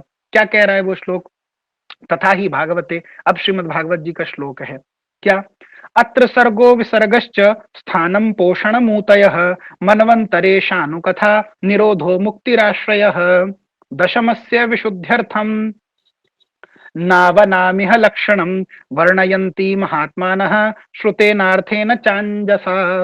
अर्थात अत्र सर्गो विसर्गश्च स्थानम पोषणमूतयः, यानी कि इस श्रीमद् भागवत शास्त्र में सर्ग, विसर्ग, स्थान, ऊति, पोषण, मनवंतर, ईश कथा, निरोध, मुक्ति और आश्रय, इन 10 विषयों का वर्णन हुआ है। दशम तत्व जो आश्रय तत्व है, उसकी विशुद्ध आलोचना के लिए 9 पूर्व लक्षणों को महात्माओं ने किस किस स्थान में कहीं कहीं स्तुति और आख्यान, मतलब कहीं तो उसको बड़ा एक्सप्लिसिटली, कहीं तो उसकी व्याख्या कर दी और कहीं कहीं उसको छुपा दिया, कहीं कहीं उसको एक्सप्लिसिटली बोल दिया और कहीं कहीं उसको गौण रूप से वर्णन कर दिया। तो ठीक है, इस श्लोक का तो अर्थ समझ में आ गया, पर ये जो ग्रंथकार कह रहे हैं कि कैसे कृष्ण सबके कारण हैं, इस श्लोक से जी इसका क्या रिलेशन है ये नहीं समझ आया। वही अब हम आपको बताते हैं। पहले तो अब ये जानिए ये श्लोक भागवत में कहाँ आता है, what is the context of this श्लोक। तो श्रीमद् भागवत में विराट पुरुष जो हैं भगवान, उनसे किस प्रकार विराट पुरुष से राजस सृष्टि उदित हुई, अनंत सब स्वरूप उदित हुए, इस बात को बताते हुए परीक्षित महाराज ने जब ये प्रश्न पूछा था, इसके उत्तर में सुखदेव जी ने चतुश्लोकीय जो श्रीमद् भागवत है उसकी व्याख्या के प्रारंभ में ये श्लोक बोला है सुखदेव जी ने। ठीक है, क्या बोला है कि भगवान जो है क्या क्या करते हैं, श्रीमद् भागवत में 10 प्रकार के जो है विषयों का वर्णन हुआ है। वो 10 विषय क्या है, सर्ग, सर्ग मतलब पंच महाभूत, पंच महाभूत मतलब पृथ्वी अग्नि जल वायु आकाश, पंच तन्मात्राएं, 10 इंद्रियां, 11वीं इंद्री मन, महत्त्व, अहंकार, ये सब विराट से ये सब जो प्रकट होता है, इसकी उत्पत्ति, ये सारा डिस्कशन जिस पार्ट में है उसको सर्ग बोलते हैं। तो ये भागवत का एक विषय है सर्ग, जिसमें इन सब चीजों का वर्णन है। ध्यान से सुनिएगा। फिर विसर्ग, विसर्ग माने ब्रह्मा जी के द्वारा चर और अचर जगत की जितनी भी सृष्टि हुई है उस सबको विसर्ग के अंतर्गत आता है। ये टॉपिक्स के नाम है। फिर स्थिति, स्थिति में क्या है, भगवान की विजय, अर्थात सृष्टिकर्ता ब्रह्मा जी और संहारकर्ता शिव जी से कैसे उत्कर्ष है भगवान का, ब्रह्मा भगवान सृष्टि संकार आदि इन सब से कैसे विजय इनके ऊपर है भगवान की, कैसे इनसे श्रेष्ठ हैं भगवान। फिर पोषण, पोषण अर्थात भगवान अपने भक्तों के प्रति जो अनुग्रह करते हैं, तो पोषण, इसके अंदर वो सब कथाएं आ जाएंगी जब भगवान ने अपने भक्तों पर कृपा करी है भागवत में। ऊती, ऊती में कर्म वासना का निरूपण हुआ। मनवंतर में सात्विक जीवों ने जो धर्म करा, मनवंतर आदि कथा आती है ना भागवत में, उसमें क्या जो सात्विक जीव है, पुराने राजाओं की कथाओं का वर्णन आता है, तो सात्विक जीवों ने कौन से धर्म का आचरण करा, वो सारा जो पार्ट है वो मनवंतर नाम के विषय में आता है। फिर ईश कथा, ईश कथा मतलब श्री हरि के अवतारों की कथा, भागवत भक्तों की कथा, ईशानु कथा, जिसके अंदर हम क्या देखते हैं, जिसके अंदर हम देखते हैं कि ये सब भगवान के अन्य स्वरूप पूर्वावतारों की कथाएं आती हैं। फिर निरोध, निरोध में श्री हरि की योग निद्रा के समय उनका अपनी उपाधियों और शक्तियों के साथ जो शयन है उसको ही निरोध कहा गया। श्री हरि की योग निद्रा का वर्णन आता है भागवत में। और मुक्ति, मुक्ति अर्थात स्थूल और सूक्ष्म देह, इन दोनों देहों को त्याग कर जीव कैसे अपने शुद्ध स्वरूप में स्थित होकर पार्षद रूप में भगवान के साथ जीव की स्थिति होती है, ये सब मुक्ति नामक विषय के अंतर्गत आता है भागवत में।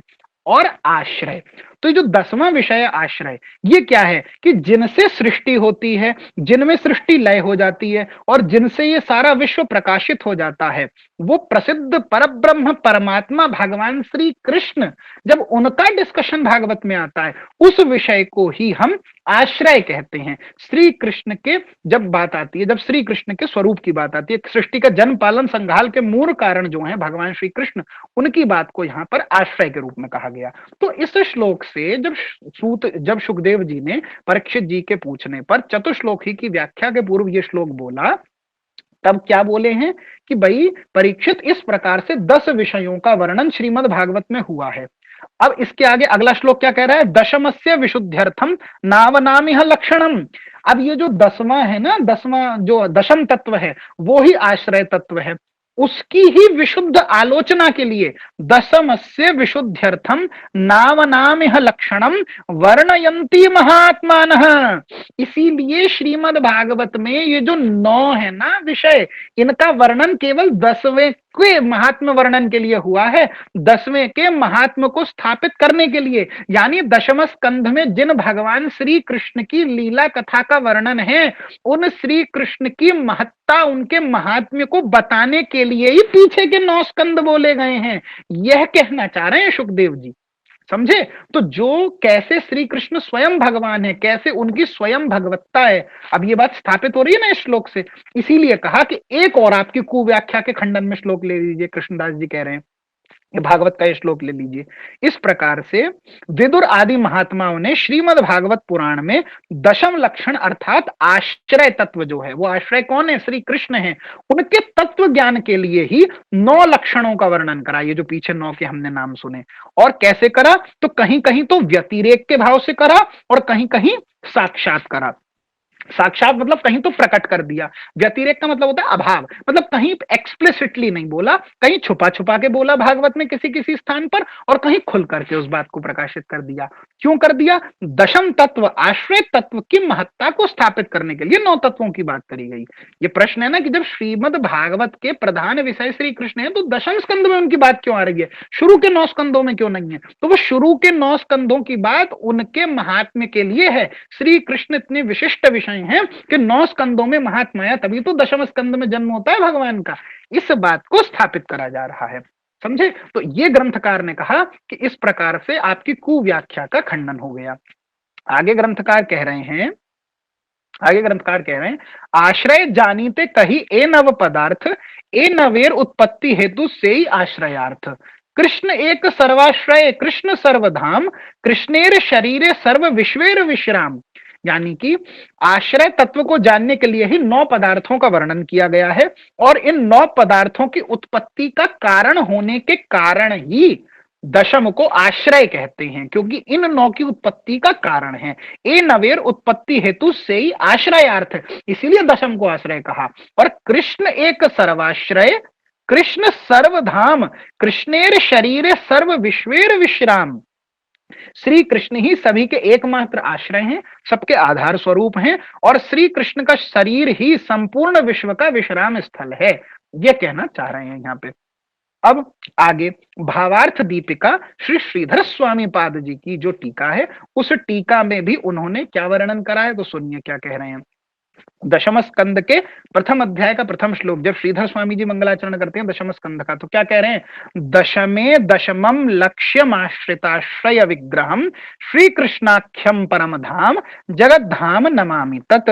अर्थात श्री कृष्ण नामक जो दशम पदार्थ ही श्रीमद् भागवत के दशम स्कंद का लक्ष्य है। दशमे दशमम लक्ष्य, दशम स्कंद का जो लक्ष्य है, वो लक्ष्य कौन है? वो दशमे आश्रय तत्व आश्रिताश्रय विग्रहम, और वो समस्त आश्रितों के भी आश्रय विग्रह हैं, परम धाम है, जगत के आधार स्वरूप हैं। ऐसे भगवान श्री कृष्ण को मैं प्रणाम करता हूं। ये दशम स्कंद के मंगलाचरण में श्रीधर स्वामी जी ने कहा। तो इन सब बातों को अगर आप कंक्लूड करें, अभी तक जो हमने डिस्कस करा, इससे सिद्ध होता है कि कृष्णस्तु भगवान स्वयं, श्री कृष्ण ही स्वयं भगवान है, श्री कृष्ण की स्वयं भगवत्ता है। श्री कृष्ण की भगवत्ता अन्य किसी रूप की भगवत्ता पर आधारित नहीं है। यह बात यहां स्थापित हो गई। तो यहां हमने ये देखा।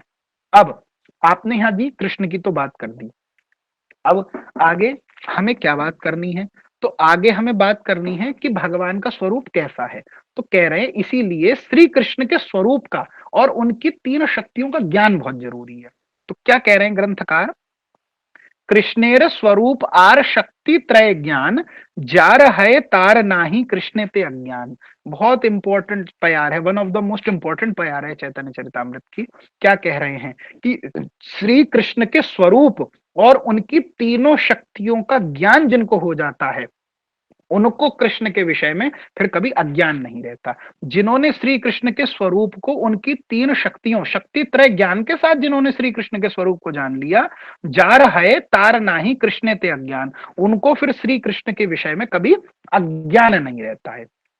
ठीक है, तो अब यहां पर एक बात आती है बड़ी विशिष्ट, ये शक्ति त्रय ज्ञान क्या है? ये तीन प्रकार की जो शक्तियां हैं, ये शक्ति त्रय ज्ञान किसे कहते हैं, क्या शक्तियां हैं? पूर्व में भी ये बात हुई थी ना, तो शक्ति त्रय ज्ञान की बात को बताने के लिए अब देखते हैं कि शक्ति त्रय ज्ञान किसे कहते हैं। तो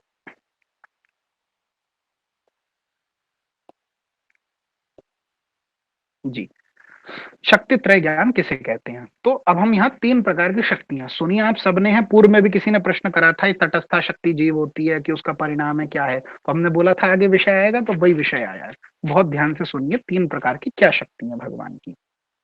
शक्ति त्रय का मतलब होता है भगवान की तीन शक्ति हैं, जिसको हम बोलते हैं चित शक्ति, मैं लिख देता हूं यहाँ, चित शक्ति भगवान की, फिर जीव शक्ति, और तीसरी माया शक्ति। यही शक्ति त्रय का ज्ञान है। भगवान की तीन प्रकार की शक्ति होती हैं, चित शक्ति, जीव शक्ति और माया शक्ति, ये तीन शक्तियां हैं। इसको प्यार में भी आगे एक्सप्लेन करेंगे, आप देखेंगे चित शक्ति, स्वरूप शक्ति, अंतरंगा नाम आगे आया ना, तो आगे भी इसकी व्याख्या आ रही है प्यारों में।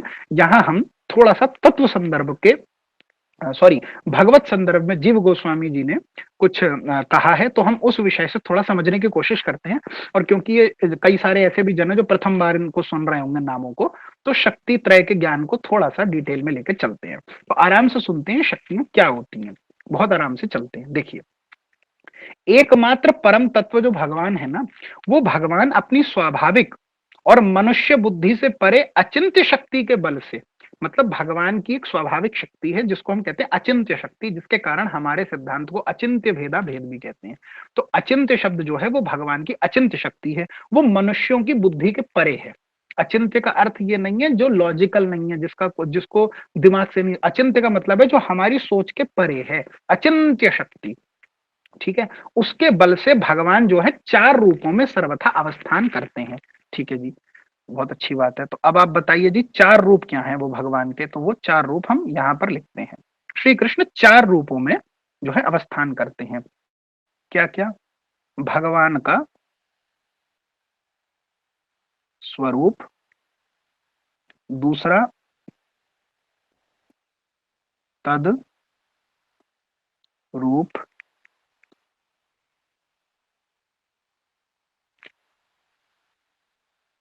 तद्रूप वैभव, तीसरा जीव, और चौथा प्रधान। अच्छा, तो अब ये देख के तो थोड़ा सा ऐसा लग रहा है कि अभी हम दूसरी किसी क्लास में आ गए हैं, थोड़े भारी शब्द लग रहे होंगे कुछ लोगों को, कोई बात नहीं। बहुत ही सरल उदाहरण से हम इस बात को लेके चलेंगे, आपको बिल्कुल टिप्स पर ये बात समझ में आ जाएगी। भगवान चार रूपों से अवस्थान करते हैं। उदाहरण से समझते हैं चार रूप क्या हैं। उदाहरण से समझें तो जो सूर्य का उदाहरण दिया था ना पहले, उसी उदाहरण को लेके चलते हैं। एक तो हो गए सूर्य देव, तो स्वरूप क्या हो गया भगवान का? स्वरूप हो गया सूर्य देव। ठीक है, सन। अब सन कितने प्रकार से, देखिए सूर्य देव कैसे हैं, तो एक तो सूर्य देव का एक व्यक्तित्व है ना, हमने बताया कि उनका देव स्वरूप है, उनका मूल रूप होगा ना, तभी तो हम उनको सूर्य देव कह रहे हैं। देव अर्थात उनका मुखारविंद होगा, उनका वक्षस्थल होगा, उनके श्रीहस्त होंगे, उनके चरण होंगे, वो अपने हाथों में कुछ आयुधों को या किंबा कुछ अस्त्र शस्त्रों को धारण करते होंगे, वो किसी आसन पर विराजमान होंगे, उनका कोई अंग का वर्ण होगा, कुछ विशेष उनकी मूर्ति, उनका लक्षण, उनका स्वरूप होगा, है ना। तो उसी को बोलते हैं उनका एक व्यक्तिगत स्वरूप है। तो एक तो हो गया सूर्य देव, जो सूर्य का व्यक्तिगत स्वरूप है सूर्य देव का। फिर एक, वो जिस मंडल में स्थित हैं, वो अंतर मंडल होगा सूर्य का। सूर्य का एक मंडल है जिसमें वो स्थित है, वही तो हमें दिख रहा है सूर्य के रूप में। जो हमको दिखते हैं सुबह को, जब सूर्य उदय, भुवन भास्कर, हम कहते हैं ना प्रत्यक्ष देव है सूर्य। तो जब सूर्योदय होता है तो हमें जो दर्शन होता है, तो हमें क्या दिखता है? गोला ही तो दिखता है। वो गोला क्या है? वो सूर्य मंडल है। सूर्य देव का रूप थोड़ी दिखता है, हाथ में पुष्प शंख चक्र लिए थोड़ी दिखाई देते हैं। ये तो हम भावना करते हैं कि इसके अंदर, क्यों? क्योंकि हम जीव हैं, हमारे चर्म चक्षुओं से वो नहीं दिखेंगे। वो सूर्य लोक में उनकी स्थिति, मतलब उस मंडल के भीतर चिन्मय रूप से विराजमान है। विशेष दर्शन, जब विशेष दृष्टि प्राप्त होगी जीव को, तब उसका दर्शन होगा। वो तो साधना के बल पे होगा ना, जब सूर्य की उपासना करेंगे तब उनका दर्शन होगा रूप का। अब तो एक तो वो रूप हो गया भगवान का, उसी को कहते हैं स्वरूप। तो एक हो गया सूर्य का स्वरूप, उनका व्यक्तिगत रूप जो है। नंबर दो क्या है, सूर्य का मंडल। ये क्या है, जो हमें अपनी स्थूल आंखों से दिखाई देता है। सुबह सूर्योदय के काल में, सूर्य अस्त के काल में जो हमें गोला दिखाई देता है चमत्कृत, उसको कहते हैं सूर्य मंडल। ये उनका मंडल है, ये सूर्य मंडल है। तो वो हो गया अंतरमंडल में तेज के समान जो सूर्य देव स्थित है, वो सूर्य मंडल हो गया। फिर तृतीय क्या हो गया, तो पहला स्वरूप था, ये तो हो गया सूर्य के व्यक्तित्व। दूसरा हो गया तद्रूप वैभव। तद्रूप वैभव मतलब वो सूर्य का गोला जो हमें दिखाई दे रहा है। तीसरा जीव और प्रधान। अब इसको एक्सप्लेन करने के लिए उदाहरण से समझिए। तो एक तो सूर्यदेव का व्यक्तिगत रूप, दूसरा तद्रूप वैभव मतलब उनका सूर्य का मंडल, तीसरा अब उस सूर्य से कुछ किरणें निकलती हैं। तो सूर्योदय के कुछ देर बाद देखो तो आपको मंडल भी नहीं दिखता, क्या दिखता है, चारों तरफ किरणें। अगर आप नेत्र उठा के देखना भी चाहें तो आंखें चौंधिया जाती हैं, देखा भी नहीं जाता उनकी तरफ। दिखता क्या है, सर्वत्र किरणें फैली हुई हैं। तो वो किरणें क्या हैं, वो किरणें हैं, तीसरा स्वरूप हो गया उनका। और चौथा क्या हो गया, अब सूर्य की किसी दूर स्थान पर कोई प्रतिछवि, कुछ इमेज बनी हुई है सूर्य की। जैसे मानिए हम नदी के किनारे खड़े हैं, तो सूर्य को डायरेक्ट नहीं देख पा रहे, पर नदी के जल में जब सूर्य का प्रतिबिंब, प्रतिबिंब कैसे बनता है, अगर ऑप्टिक्स आपने फिजिक्स में पढ़ी है, तो जो किरणें सूर्य से आ रही हैं वो जल में टकरा रही हैं। तो जल में टकरा रही हैं तो जल में प्रतिछवि बन रही है ना सूर्य की। या हमारी आंखों में भी अगर हम देखें तो हमें कोई चीज कैसे दिखती है, किसी भी कोई भी जब विषय होता है, उस विषय से जो प्रकाश की किरणें हैं, वो हमारी आंख में भी तो एक लेंस है, उस लेंस पे आके टकराती है, और टकरा करके उस वस्तु की एक प्रति छवि बनती है हमारे आंखों के लेंस पे। वो छवि हमें दिख रही है, तभी तो हम किसी चीज को देख पा रहे हैं। अगर आपने ये भौतिक विज्ञान में पढ़ा होगा तो फिजिक्स का ये टॉपिक है कि किस प्रकार से छवि, इमेज बनना किसी चीज की। तो सूर्य के चार स्वरूप हैं, जैसे एक उनका निज रूप है जो उनका व्यक्तिगत स्वरूप है, एक उनका सूर्य मंडल है, अंतरमंडल है, एक सूर्य की किरणें हैं, और चौथा किसी दूर स्थान पे सूर्य की प्रतिछवि या इमेज। अब वो इमेज है तो सूर्य की, वो इमेज डिपेंडेंट तो सूर्य पर ही है, पर वो इमेज सूर्य नहीं है ना अपने आप में, वो सूर्य पर आश्रित है। समझे, तो इस प्रकार से जैसे चार उदाहरण से सूर्य की प्रतीति है, ऐसे ही वो जो भगवान है वो अपनी अचिंत्य शक्ति के बल से चार रूपों में अवस्थान करते हैं, अपने स्वरूप के रूप में, अपने तद्रूप वैभव के रूप में, जीव के रूप में, और प्रधान के रूप में।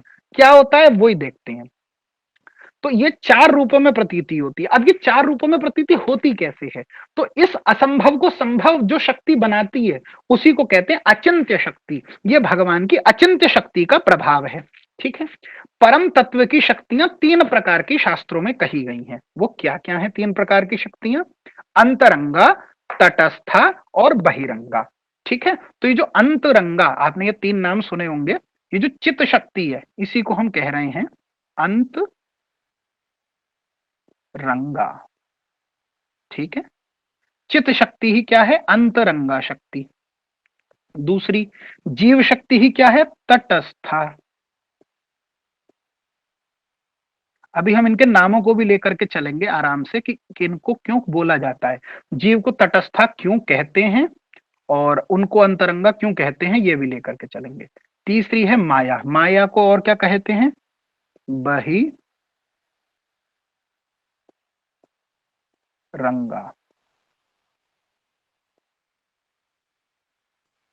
ठीक है, तो ये जो शक्ति त्रय का ज्ञान है, श्री कृष्ण की तीन प्रकार की शक्ति हैं, अंतरंगा शक्ति, तटस्था शक्ति और बहिरंगा शक्ति।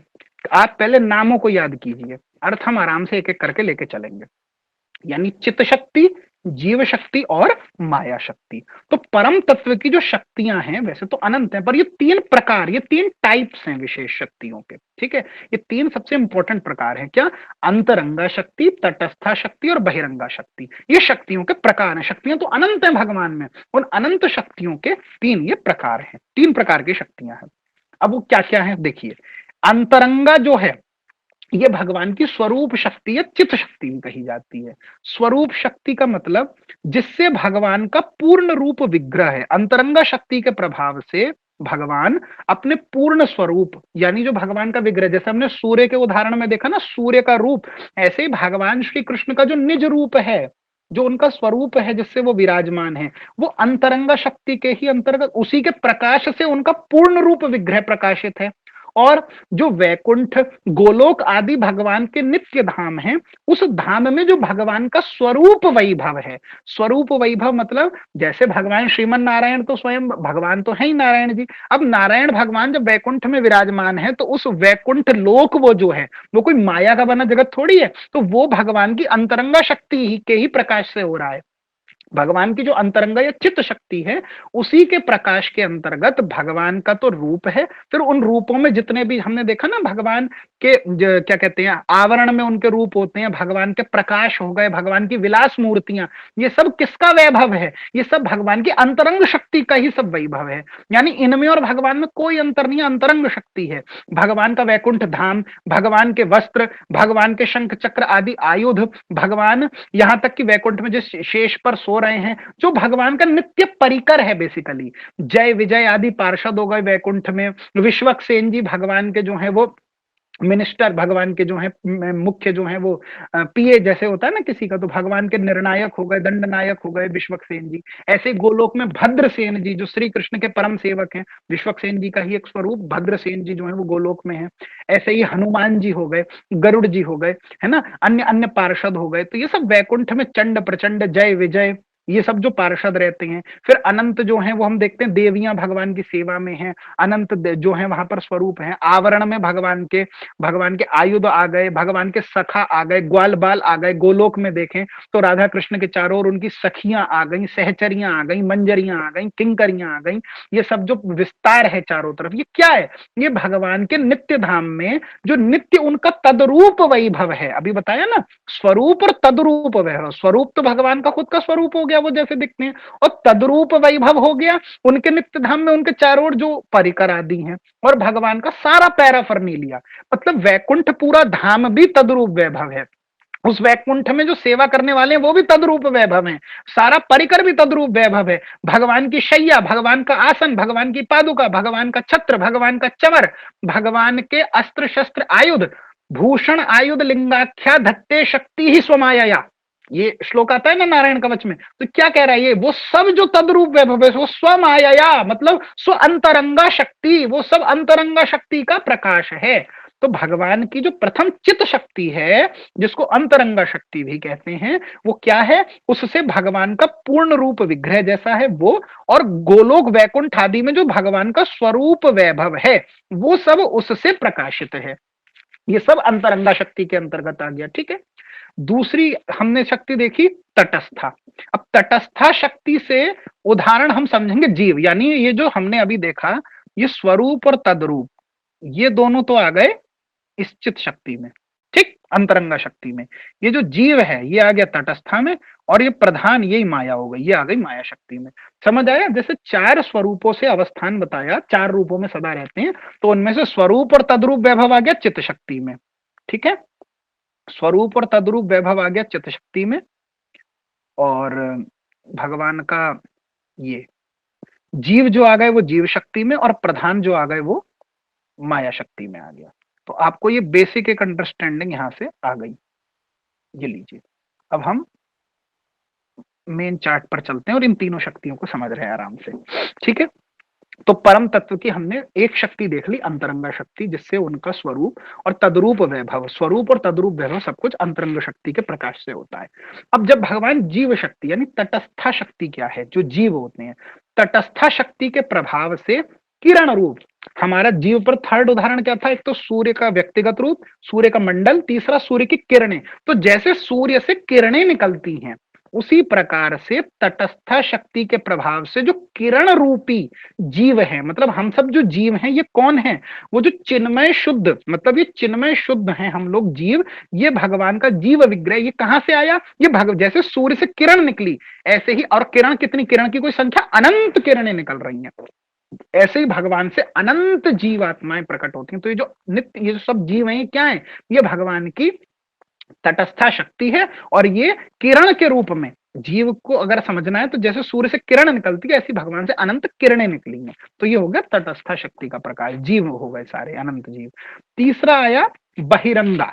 या माया शक्ति। तो बहिरंगा से क्या होता है, बहिरंगा माया शक्ति के प्रभाव से वैकुंठ की ही प्रति छवि के रूप में, वैकुंठ की प्रति छवि के रूप में जो जड़ प्रधान है, बहिरंग वैभव मतलब असंख्य ब्रह्मांड, बहिरंग जो भगवान से अलग है ना, बहिरंग जो भगवान से विमुख है। अब भगवान तो अपनी अंतरंग शक्ति के साथ स्थापित है, तो वो जो अंतरंग शक्ति का प्रकाश है वो क्या है, वो तो भगवान का स्वरूप हो गया, तद्रूप वैभव वैकुंठ। अब उससे अगेंस्ट क्या है, तो जैसे भगवान का नित्य धाम है, ऐसे ही उसी की कॉपी पर उससे विमुख एक बहिरंग जगत, माया का जगत, फॉल्स। क्योंकि एक चीज एटर्नल, देखिए एक सिद्धांत ना, कोई भी चीज जो है, अगर हम कह रहे हैं कोई चीज नित्य है, तो हमने कहा ना त्रिपाद विभूति है वैकुंठ या भगवान का नित्य धाम, वो नित्य है। ये शब्द आपने बार बार सुना, भगवान का धाम नित्य है। अगर वो नित्य है तो वो किसी के रेस्पेक्ट में ही तो नित्य होगा, मतलब कुछ तो ऐसा है ना जो अनित्य है, कुछ तो ऐसा है ना जो मायिक है, तभी तो वो मायातीत है। तो वो मायातीत है, उसका नित्य एग्जिस्टेंस है, मतलब कोई ऐसी चीज एग्जिस्ट करती है जो अनित्य है, तो वो अनित्यता क्या है, उससे बहिरंग, उससे विमुख है वो ही विमुख और बहिरंग जो है वो मायिक जगत है। इस माइक जगत को हमने आपको एक चार्ट से भी समझाया था, देखिए अभी अभी आपको दिखाते हैं, आपको याद आ जाएगा। तो ये आपने चित्र देखा था ना, ये हमने ब्रह्मांड का, तो ये देखिए ये ब्रह्म ज्योति के ऊपर ये जो वैकुंठ धाम और ये जो गोलोक, ये क्या है, ये भगवान का, अब देखिए वैकुंठ के बीच में आपको भगवान दिख रहे हैं, ये तो भगवान का स्वरूप है। ऐसी गोलोक में आपको भगवान दिख रहे हैं, ये क्या है, ये भगवान का स्वरूप है। ध्यान से देखिए, गोलोक में भगवान दिख रहे हैं आपको, ऐसी वैकुंठ में भगवान दिख रहे हैं, तो ये भगवान के नित्य धाम है। और ये अन्य अन्य अवतारों के सब धाम आपको दिख रहे हैं, ये सब छोटे जो नरसिंह भगवान आदि सब धाम दिख रहे हैं, ये सब भगवान का स्वरूप है।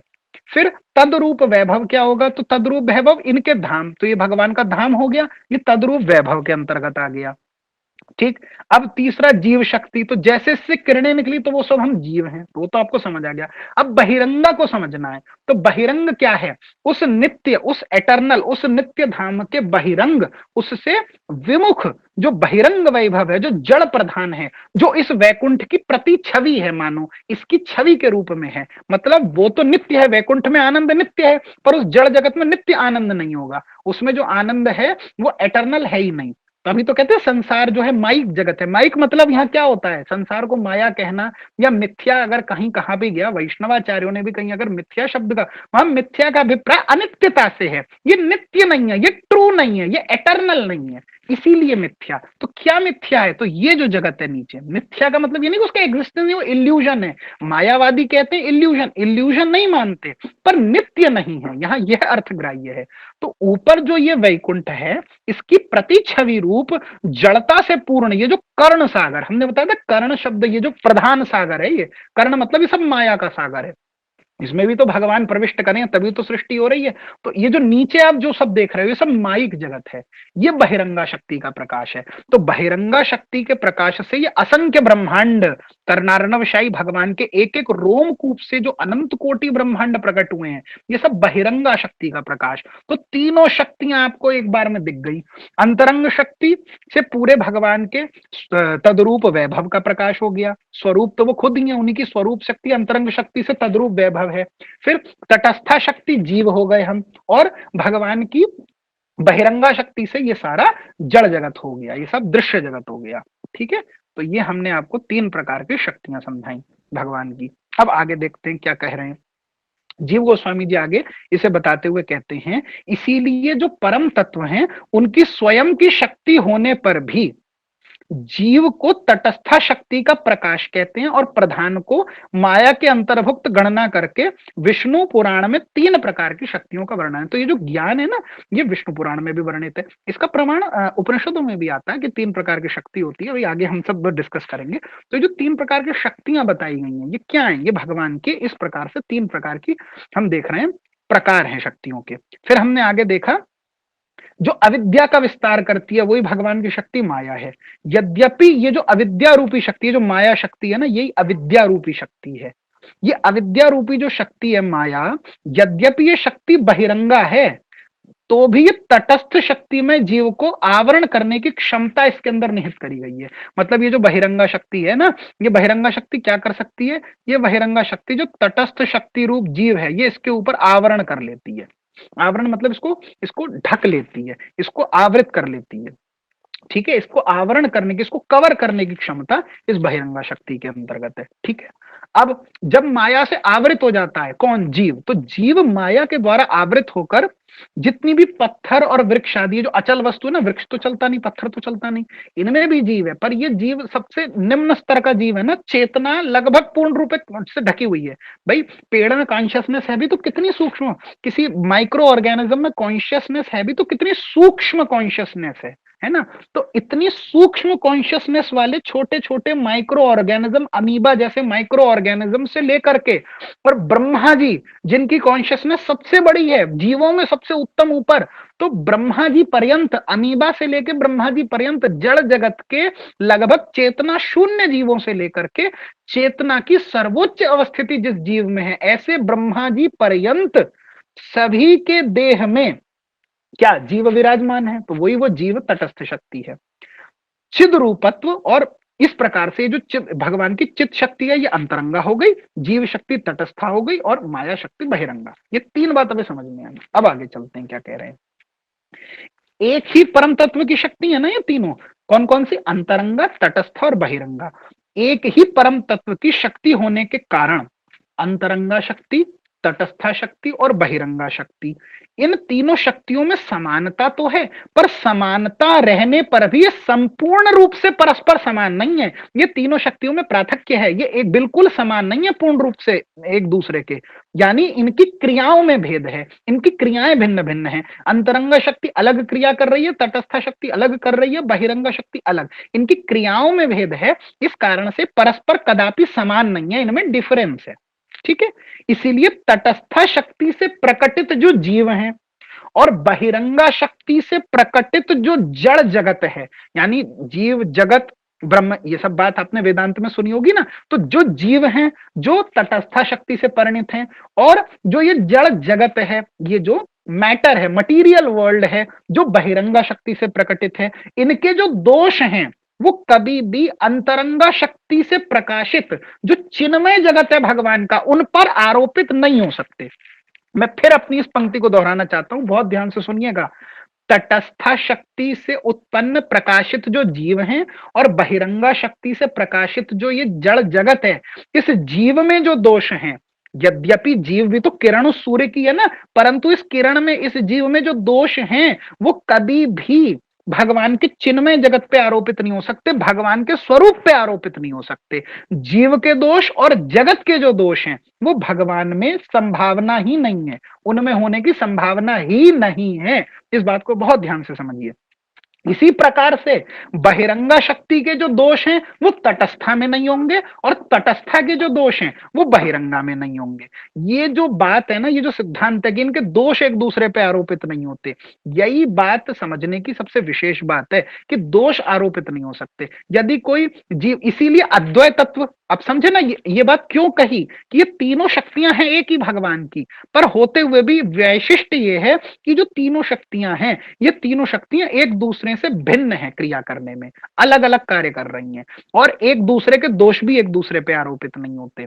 इसी से सिद्ध होगा कि अगर आप कह रहे हो कि हमारा जो सिद्धांत है वो अद्वैय ज्ञान है, अल्टीमेट रियलिटी एक है, तो अगर अद्वैय ज्ञान है तो फिर जब सब एक है, जीव भी उसी का अंश है, उसी की शक्ति का प्रकाश है, जीव भी और जड़ जगत भी, यानी कि जो जगत में हमें जो दोष दिखाई दे रहे हैं वो सब भी तो भगवान में आ गए, नहीं आ गए? जीव के अंदर जो दोष है वो भी तो भगवान में आ गए, अगर एक मान लेंगे तो इसका निराश क्या है? इसका निराश यह है कि ये तीनों शक्तियां एक भगवान की होते हुए भी इनका आपस में साम्य नहीं है, एक शक्ति का दूसरे के समान नहीं है, तीनों अलग अलग कार्य करती हैं, इनकी क्रियाएं भिन्न भिन्न हैं, और इस प्रकार से अंतरंगा शक्ति के अंदर तटस्था और बहिरंगा के दोष नहीं आते, और तटस्था और बहिरंगा के एक दूसरे के दोष भी एक दूसरे पे, मतलब जीव के दोष जगत में नहीं, जगत के दोष जीव पे आरोपित नहीं हो सकते, ये आरोपित नहीं करे जा सकते। ये बात आपको समझ आई होगी। इसी से हमारे, इसी कारण से जो हमारा सिद्धांत है, हम उसको क्या कहते हैं? इसका एक नाम अचिंत्य भेदाभेद या गौड़ीय दर्शन का एक नाम क्या है? शक्ति त्रय विशिष्ट अद्वैत तत्ववाद। क्या? शक्ति त्रय विशिष्ट अद्वैत तत्ववाद। मतलब ये जो शक्ति त्रय है, इनसे जो विशिष्ट, इन तीनों से विशिष्ट जो भगवान का स्वरूप है, वो जो अद्वैत तत्व श्री कृष्ण है, वदंती तत्व विदम, जो श्लोक से देखा ना पीछे हमने अद्वैत तत्व, वो अद्वैत तत्व जो है वही है परम सत्य। इसीलिए हमारा सिद्धांत क्या हो गया? शक्ति त्रय विशिष्ट अद्वैत तत्ववाद। यह एक नाम हो गया हमारे सिद्धांत का। ठीक है। अब इनके बीच का संबंध क्या है? तो ये विशेषण और विशेष्य, किसी की विशेषता जिसकी विशेषता बताई जाती है उसे विशेष्य कहते हैं, और जो शब्द विशेषता बता रहा है उसे विशेषण कहते हैं। तो विशेष्य कौन है? आनंद। आनंद विशेष्य है, और आनंद की विशेषता जो विशेषण बता रहे हैं, ये जो शक्तियां हैं, शक्ति त्रय है, ये उस आनंद की विशेषता बताती है। ठीक है। तो आनंद जो है सच्चिदानंद रूपाय, तो वो जो शास्त्र में कहा सच्चिदानंद रूपाय, जो आनंद स्वरूप ब्रह्म है, वो आनंद स्वरूप ब्रह्म विशेष्य है, और ये जो शक्ति त्रय हैं, ये शक्तियां उस विशेष्य की विशेषण है, मतलब ये उसकी विशेषता बता रही हैं। इस आनंद में और इन शक्तियों के बीच का जो संबंध है वो अचिंत्य भेदाभेद है, शास्त्रीय गम्य है, अपनी बुद्धि से उसको लगभग जाना नहीं जा सकता। तो भगवान की क्या डेफिनेशन है? जो विशेष्य है, कैसे? जो आनंद के विशिष्ट तत्व अद्वैत तत्व है, शक्ति त्रय से विशिष्ट, मतलब आनंद की जो विशेष्य है उसकी विशेषता बताने वाला जो शक्ति त्रय है, इन विशेषण से, इनसे अद्वैत विशिष्ट तत्व है, वो अद्वैत तत्व श्री कृष्ण, वो हमारे भगवान है। तो यहां से हमने एक बात को इसको समझा। तो ये तीन शक्तियों का एक बेसिक आपको अर्थ समझ में आया होगा। अब आगे हम देखते हैं कि इन्हीं शक्तियों का आगे भी निरूपण आएगा। तो आगे हम इस श्लोक तक अभी आगे चलेंगे, तो थोड़ा सा और पढ़ते हैं। क्या कह रहे हैं अगली पयार में? कृष्णेर स्वरूपे हय, कृष्णेर स्वरूपे हय षड्विध विलास, प्राभव वैभव रूपे द्विविध प्रकाश, अंश शक्त्यावेश रूपे द्विविधावतार, बाल्य पौगंड धर्म द्वित प्रकार, किशोर स्वरूप कृष्ण स्वयं अवतारी, क्रीड़ा करे एई छय रूपे विश्व भरी। क्या ठीक है? और एई छय रूपे है अनंत विभेद, अनंत रूपे एक रूप नाही किछु भेद। क्या कहा यहां पे? कि कृष्णेर स्वरूप है षड्विध विलास, प्राभव वैभव रूपे द्विविध प्रकाश। ये जो कृष्ण है स्वयं रूप के अतिरिक्त, ये जो स्वयं रूप अभी हमने बताया ना भगवान का, तो शक्ति त्रय का ज्ञान क्या कहा? कृष्ण स्वरूप और शक्ति। एक तो कृष्ण के स्वरूप का ज्ञान, कृष्ण के स्वरूप का ज्ञान जिसको मिल जाता है, कृष्णेर स्वरूप आर शक्ति त्रय ज्ञान, मतलब कृष्ण का स्वरूप और प्लस ये जो शक्ति त्रय है, ये ज्ञान लेने पर आपको कृष्ण के बारे में कोई अज्ञान नहीं बचेगा। अगर कृष्ण को जानना है ना कृष्ण क्या है, तो दो चीजों की नॉलेज लो, कृष्ण के स्वरूप की नॉलेज लो और शक्ति त्रय का ज्ञान लो। शक्ति त्रय का ज्ञान आगे प्यारों में भी आएगा, जो हमने बता दिया वो तीन शक्ति क्या है, अंतरंगा, तटस्थ और बहिरंगा, ये तो शक्ति त्रय हो गई। और कृष्ण का स्वरूप ज्ञान, तो what is the definition, what is the स्वरूप ज्ञान ऑफ कृष्ण, वो बताया जा रहा है इन चार प्यारों में। क्या कह रहे हैं? कि कृष्ण का जो स्वयं रूप है ना, उस स्वयं रूप के अतिरिक्त कृष्ण जो है अन्य अन्य छह प्रकार के रूपों में विलास करते हैं। कृष्णेर स्वरूपे है षड्विध विलास, छह प्रकार से कृष्ण विलास करते हैं। क्या क्या है वो? दो प्रकार के तो उनके प्रकाश हैं, प्राभव वैभव रूपे द्विविध प्रकाश। प्रकाश जो है भगवान का दो प्रकार का हो गया, कौन कौन? एक प्राभव और एक वैभव। क्या होता है बताएंगे आगे। फिर अंश शक्त्यावेश रूपे द्विविध अवतार, और दो प्रकार का भगवान का अवतार है, कौन कौन? एक अंश और एक शक्त्यावेश। तो छह रूपों में विलास करता है ना, हमने बोला भी। हाँ, तो दो तो रूप क्या हो गए? प्राभव और वैभव। ठीक है। और अंश और शक्ति आवेश दो प्रकार के उसके अवतार हो गए। और बाल्य पौगंड धर्म द्विता प्रकार, और श्री कृष्ण का जो विग्रह है, श्री कृष्ण का जो वयस धर्म है, मतलब तो दो प्रकार का उसका वयस, मतलब वो दो प्रकार के आयु विशेष में उसकी लीला रहती है। क्या? एक बाल्य लीला करता है, एक पौगंड रूप से लीला करता है। धर्म द्विता प्रकार, तो दो प्रकार का उसका विग्रह विशेष है। ठीक है। तो कृष्णेर स्वरूपे है षड्विध विलास, प्राभव वैभव रूपे द्विविध प्रकाश, अंश शक्ति आवेश रूपे द्विविध अवतार, बाल्य पौगंड धर्म द्विता प्रकार। छह हो गए। तो ये तो छह उसका षड्विध विलास हो गया। अब किशोर स्वरूप कृष्ण स्वयं अवतारी, अब इनमें जो किशोर स्वरूप कृष्ण है वही स्वयं अवतारी, स्वयं भगवान है। और क्रीड़ा करे यही छह रूपे विश्व भरी, इन छह रूपों को धारण करके वो भगवान कृष्ण जो है विविध लीलाओं को संपादित कर रहे हैं। यही छह रूपे है अनंत विभेद, इन छह रूपों के फिर सब क्लासेस, सब डिविजन्स बहुत सारे हैं। ये छह तो मुख्य रूप से छह रूपों में विलास करता है। अब इन छह के बहुत आगे विभेद हो जाएंगे। और अनंत रूपे एक रूप ना ही किछु भेद, लेकिन इन अनंत सब रूपों में उसका रूप एक ही है, श्री कृष्ण एक ही रूप है। ये सब उसके अलग अलग जो है अनंत रूपों में विभेद जरूर है, पर इन अनंत रूपों में भी एक रूप जो है मूल उसका स्वरूप वो श्री कृष्ण है। श्री कृष्ण से इनका कुछ भी भेद नहीं है। इन 6 रूपों में भगवान जो लीला कर रहे हैं तत्वतः वो सब श्री कृष्ण ही है, कोई भेद नहीं है श्री कृष्ण से, क्योंकि वो अद्वैत ज्ञान है। तो कृष्ण का जो स्वरूप है वो 6 रूपों में। इस कृष्ण के स्वरूप को भी अभी हम 6 रूपों को फिर से देखते हैं क्या है। तो मैंने अभी ये जो चार्ट बनाया, ऐसे हम फिर से आपको एक बार एक चार्ट बनाकर दिखा देते हैं कि ये 6 क्या है। ठीक है, तो हम देखते हैं। सबसे पहले हमारे पास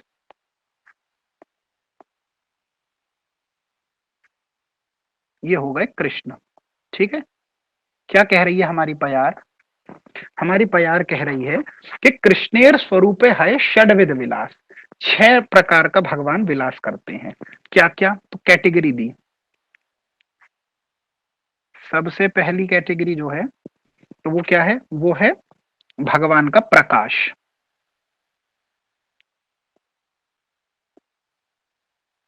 प्रकाश मतलब 2 प्रकार का प्रकाश है। कौन कौन सा? प्राभव और वैभव।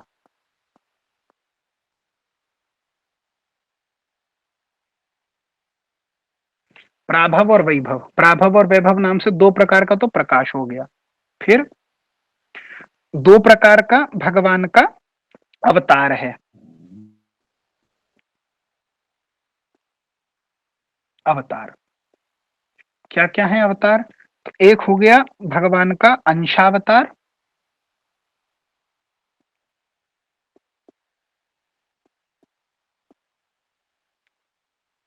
और एक हो गया भगवान का शक्त्यावेश। अंश हमने बताया जब भगवान शक्ति का आंशिक प्रकाश करते हैं, और शक्ति आवेश मतलब जब भगवान की शक्ति का आवेश होता है जीव के अंदर तो उसे बोलते हैं शक्ति आवेश अवतार। ठीक है, अंशावतार और शक्ति आवेश अवतार। और तीसरा जो है वो भगवान का क्या है? भगवान 2 प्रकार के वयस धर्म को प्रकट करते हैं। ठीक है, यानी विग्रह भगवान का वयस धर्म, या लीला करते समय 2 प्रकार का भगवान का, या फिर हम उसे विग्रह भी कह सकते हैं। और वो क्या क्या है? वो है बाल्य, बाल्य धर्म युक्त विग्रह, और दूसरा है पौगंड। पौगंड का क्या अर्थ होता है? एक होता है बच्चा, बाल, और किशोर मतलब जब भगवान टीनेजर हो गए, है ना, किशोर रूप को धारण कर लिया। पौगंड बोलते हैं जो बच्चा भी नहीं होता। बाल्य मतलब 5 साल से छोटा छोटा है वो बाल्य हो गया। और अब भगवान 11 के बाद किशोर रूप को धारण करेंगे, 11। तो जो बीच की अवस्था है ना, 5 से 11 12 के बीच की जो अवस्था है, 12 13 की, इसको तो पौगंड धर्म, पौगंड लीला बोलते हैं। ठीक है, तो हमने देखा कि ये जो कृष्ण है, तो ये 3 हो, ये हमने 3 कैटेगरी बताई और सब में 2 2 प्रकार। तो अब आपको इस प्यार का अर्थ समझ आया, आप देख सकते होंगे स्क्रीन पे। कृष्णेर स्वरूपे है षडविध विलास, प्राभव वैभव रूपे द्विविध प्रकाश। प्राभव और वैभव रूप से 2 प्रकार का तो प्रकाश है भगवान का, और अंश शक्त्यावेश रूप है द्विविध अवतार। अंशावतार और शक्त्यावेश रूप से 2 प्रकार का अवतार है उन भगवान का। और बाल्य पौगंड धर्म द्विता प्रकार, बाल्य धर्म और पौगंड धर्म मतलब 2 प्रकार का विग्रह, एक बच्चा और एक पौगंड लीला युक्त। तो ये 6 प्रकार से जो श्री कृष्ण है ना वो विलास करते हैं इन 6 रूपों से। इनमें कोई अंतर नहीं है।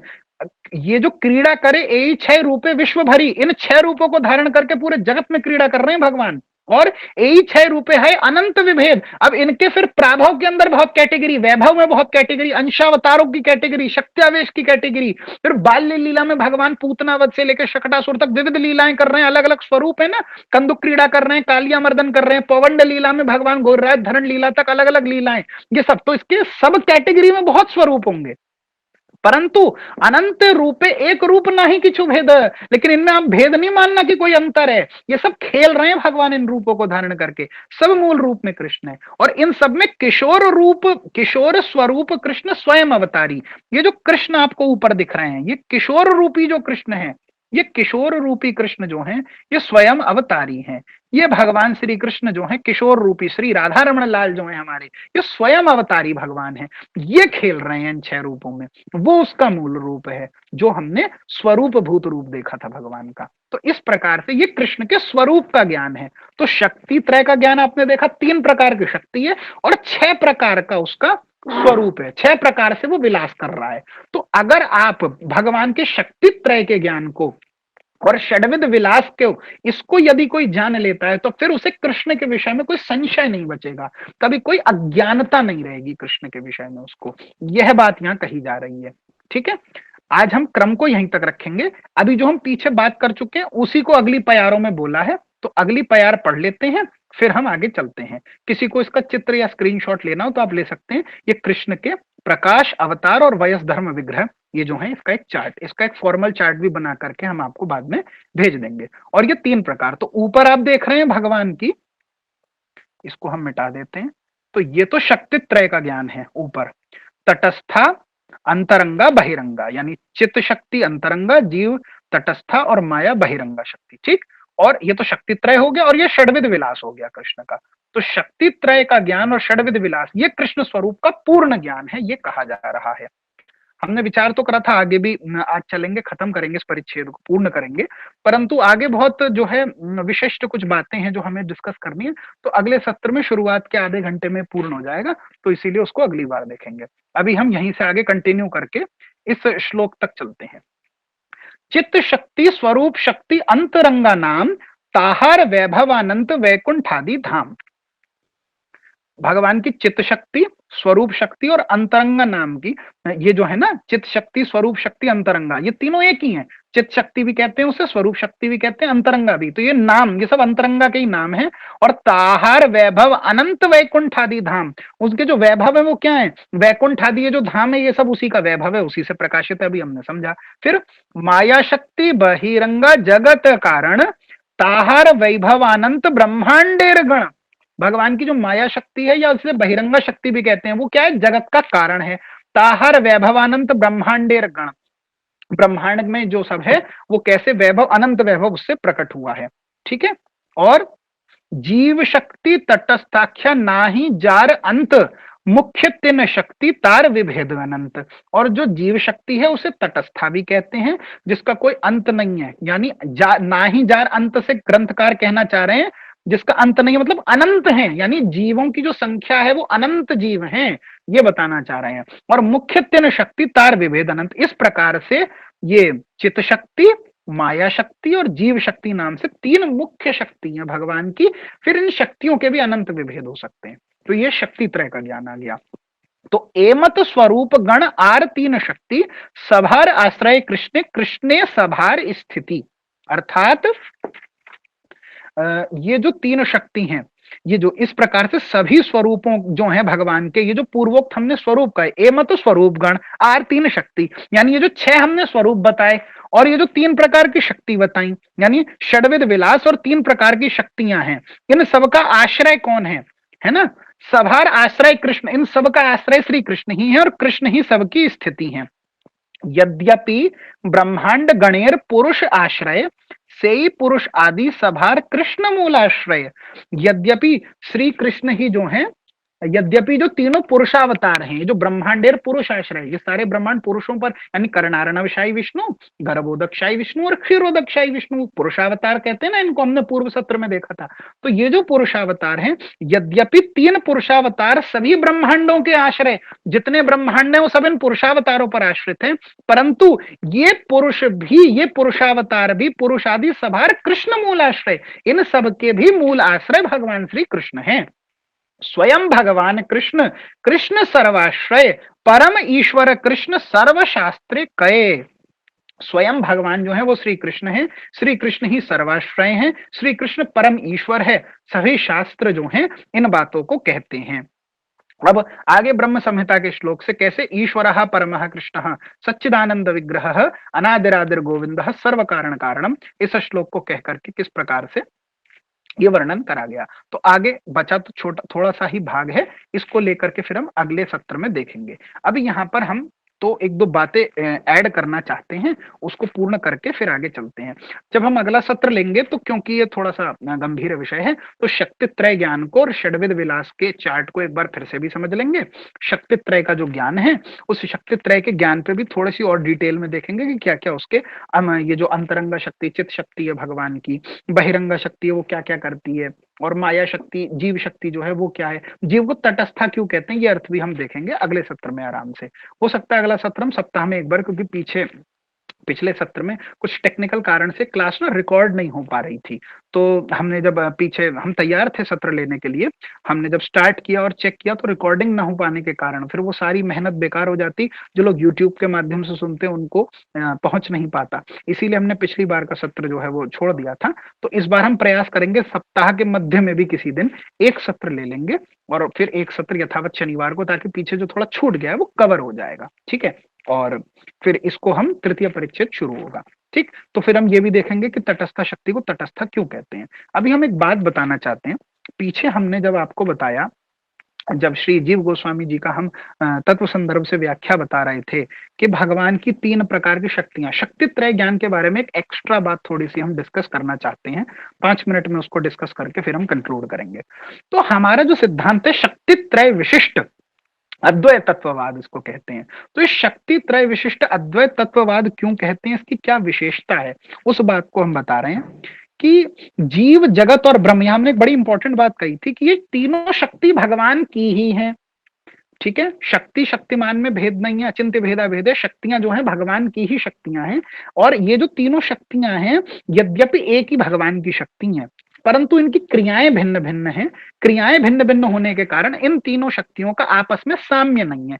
ऐसा नहीं है कि एक के गुण दोष दूसरे पे आरोपित हो जाएंगे।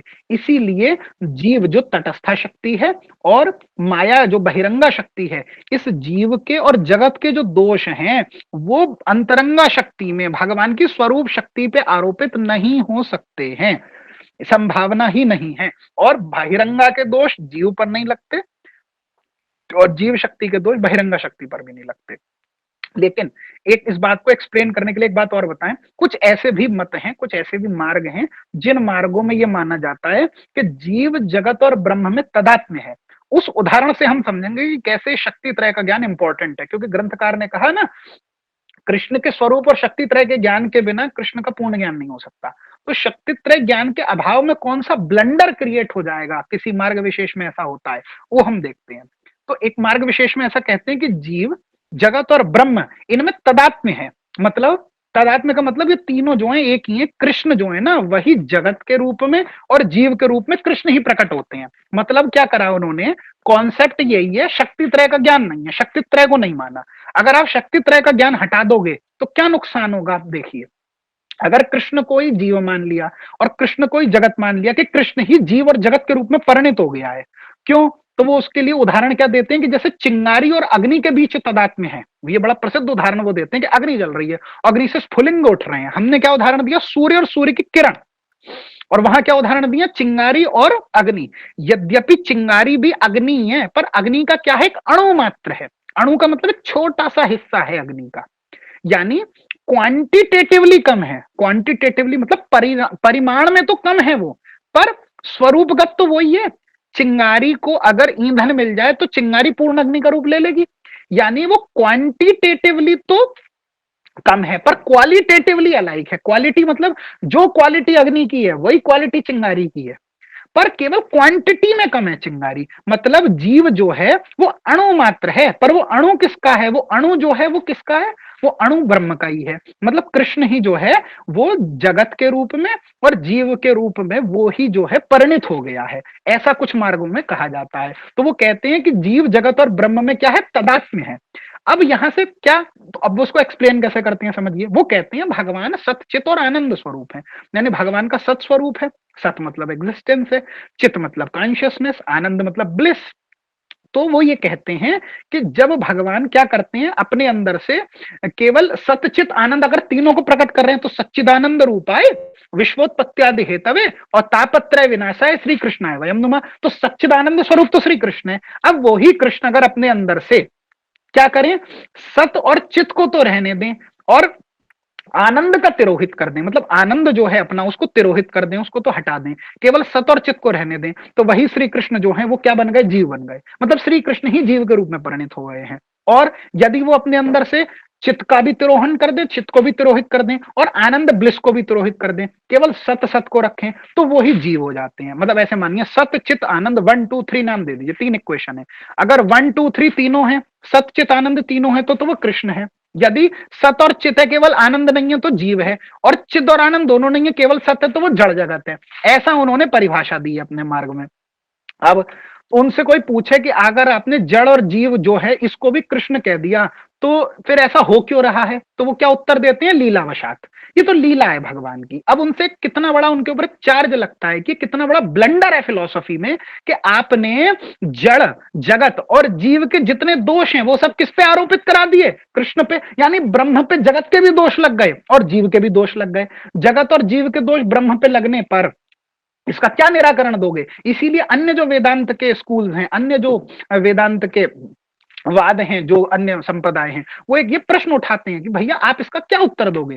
तो अब इसको रिकंसाइल उनके पास नहीं, क्या उत्तर देते हैं वो कहते हैं कि विरुद्ध धर्माश्रय। अब विरुद्ध धर्माश्रय भी एक वेदांत का, उपनिषदों का एक सूत्र है, अणु अणियान महतो महियान कहा गया, इसी को विरुद्ध धर्माश्रय। जब दो अलग अलग धर्म किसी एक ही जगह पर दिखाई दें, दो डिफरेंट आयरोनिकल बातें, आयरोनिकल गुण एक जगह, अणु अणियान महतो महियान कहा ब्रह्म को, कि वो अणुओं में अणुओं से भी छोटा, सबसे सूक्ष्म है, और महतो महियान, बड़ा है तो इतना बड़ा है कि सब कुछ जो ब्रह्मांड में उससे बड़ा कोई नहीं, छोटा है तो इतना छोटा है कि अणुओं का भी अणु है उससे भी छोटा है। तो ये तो विरोधवादी हो गए कि छोटे में सबसे छोटा भी वो और बड़े में सबसे बड़ा भी वो। तो ये जो अणु अणियान महतो महियान आदि उपनिषदों की बात है, इससे एक टर्म जो है वेदांत में प्रयोग करा जाता है जिसे कहते हैं विरुद्ध धर्माश्रय। यानी ये जो दो विरोधी बातें हैं, इन विरोधी बातों का आश्रय यदि एक ही विषय में हो जाए तो उसे कहते हैं विरुद्ध धर्माश्रय। तो वो कह देते हैं कि ये जो जीव और जगत के जो दोष हैं ये कैसे आरोपित हो रहे हैं, तो कह रहे तो यही तो विरुद्ध धर्माश्रय है कि उसके ऊपर दोष आरोपित भी नहीं होते, वो पूर्ण निर्दोष भी है, वो सब गुणों से अतीत है, त्रिगुणातीत है। तो ये एक बड़ी प्रॉब्लम, लेकिन ये कोई बहुत अच्छा तर्क है नहीं, क्योंकि वेदांत में इसको अरे विरुद्ध धर्माश्रय तो सब कुछ मानते हैं, विरुद्ध धर्माश्रय तो हर मार्ग मानता है बस। तो वो ये कह देते हैं कि लीलावशात हो रहा है ये सब। तो लीलावशात कह देने से समस्या यहां पर क्या आई, अब यहां प्रॉब्लम क्या है इस मत की। इस मत की समस्या है कि ये शक्ति त्रय को नहीं मान रहे। ये कह रहे हैं कि इनको करना कि तटस्थ और बहिरंगा में इसकी व्याप्ति, ये जो विरुद्ध धर्माश्रय है इसकी व्याप्ति तटस्थ और बहिरंगा में नहीं, केवल अंतरंगा में इसकी व्याप्ति। तो ये समझा नहीं पा रहे, ये परेशानी है। अच्छा, एक और समस्या है, ये कहते हैं ये जब जीव है, अगर श्री कृष्ण और जगत और जीव का तदात्म्य है तो कृष्ण भी तो भगवान ही हो गया।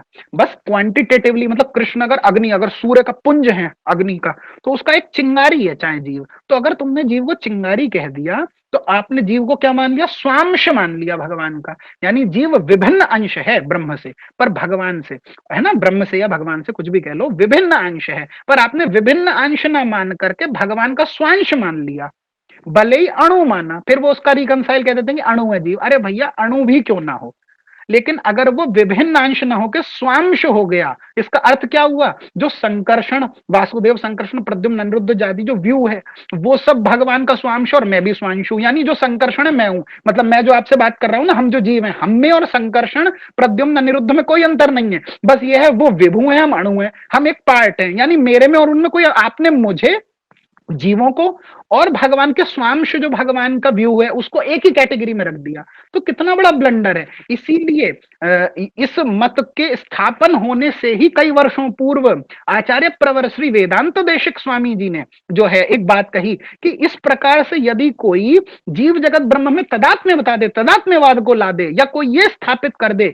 कि जीव और जगत जो है वो भी श्री कृष्ण ही है और श्री कृष्ण ही उस रूप में परिणित हो गए हैं, भगवान ही परिणित हो गए हैं, तो ऐसा कहने दे से ये जो सिद्धांत है तो मायावाद से भी निकृष्ट हो गया। अरे मायावाद में कम से कम जीव जगत को सबको मिथ्या माना, ब्रह्म को सब कुछ ब्रह्म मान लिया, जीव और जगत को ये मान लिया कि ये भी ब्रह्म ही है, माया से आच्छादित है।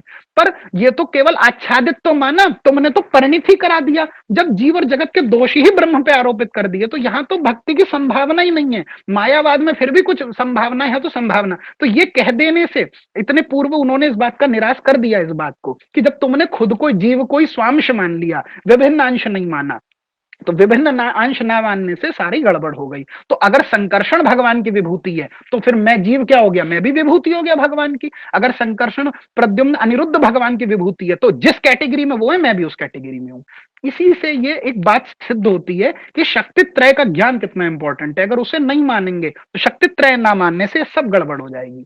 खैर खैर वो जो पक्ष है वो तो अपना उत्तर ऐसे दे देते हैं कि भैया फिर जैसे प्रॉब्लम ऑफ ईविल आती है कि जगत में जो ईविल है, पाप है, या जो नेगेटिविटी है, या जो हम कहें जगत में जो दोष हैं, वो दोष कैसे लाओगे? तो वो कहते हैं दोष कुछ है ही नहीं, लीला में कोई दोष ही नहीं होता, सब कुछ कृष्ण की लीला है। जैसे कृष्ण लीला करता है ऐसी कृष्ण लीला करके जीव बन गया, ऐसी कृष्ण लीला करके मैं बन गया, ऐसी कृष्ण लीला करके तुम बन गए, ऐसे ही कृष्ण लीला करके जगत बन गया। तो जगत में जितने दोष दिख रहे हैं, जो दुर्गुण है, वो दुर्गुण है ही नहीं, ये लीला है, सब कुछ लीला चल रही है। फिर लीलावाद को इस तरीके से स्थापित करा जिसका कि वैदांतिक दृष्टि से, वेदांत की दृष्टि से कोई बहुत ज्यादा उसका स्थाई वो नहीं है। इसीलिए बहुत हल्की बात है यहाँ पर, ये दो बातें हमें समझनी चाहिए। तो खैर हमारा मूल प्रयोजन इस विषय को बताकर केवल इतना कहना है कि शक्ति त्रय का ज्ञान कितना विशिष्ट है। ये तटस्थ और बहिरंगा में व्याप्ति नहीं हो सकती, इसकी केवल अंतरंगा में व्याप्ति है, इनकी बहिरंगा तटस्था में नहीं है। इसीलिए ये समस्या है, उन्होंने बाकी दोनों को स्वीकार नहीं करा। तो यदि हमें शक्ति त्रय का ज्ञान नहीं होगा, यदि हम इस डिवीजन को नहीं समझेंगे, यदि हम इस बात को नहीं समझेंगे कि एक ही भगवान की शक्तियां होने के बावजूद तटस्थ और बहिरंगा के दोष जो हैं वो अंतरंगा पे नहीं आरोपित हो सकते, और आपस में भी आरोपित इनके दोष नहीं हो सकते, क्योंकि ये तीनों विभिन्न कार्य करती हैं। जैसे एक ही शरीर है, इसी शरीर में हमारे नाखून भी हैं, बाल भी हैं तो मेरे शरीर का अंग, पर इस नाखून को काटने पर मुझे कोई दर्द नहीं होता, मेरी कोई हानि नहीं होती। मेरे बाल को काटने पर मुझे हानि नहीं होती, मुझे पता नहीं चलता। उसी प्रकार से एक ही भगवान की शक्ति होने के कारण जीव के और जगत के जो दोष हैं वो वैसे ही हैं जैसे शरीर में नाखून और बाल हैं, वो दोष उस पर आरोपित नहीं होते। उंगली काट ले तो पता चलेगा, नाखून काटने से दर्द नहीं होता, मैं कम नहीं हो जाता नाखून कटने से। उंगली कट गई तो कह देंगे मैं कम हो गया, मेरे शरीर का एक अंग चला गया। नाखून कटने से अंग का कटना नहीं माना जाता। इस उदाहरण से इस बात को समझ के हम आते हैं कि कैसे कृष्ण का स्वरूप ज्ञान और शक्ति त्रय ज्ञान अत्यंत महत्वपूर्ण है। ठीक है, तो यहां हमने इस बार इस सत्र में देखा, भगवान के तीनों शक्तियों के ज्ञान को देखा और भगवान के षड्विध स्वरूप को देखा। अब उसकी व्याख्या अगली बार अगले सत्र में करेंगे, आपको लिंक मिल जाएगा और उसके आगे फिर आगे करेंगे।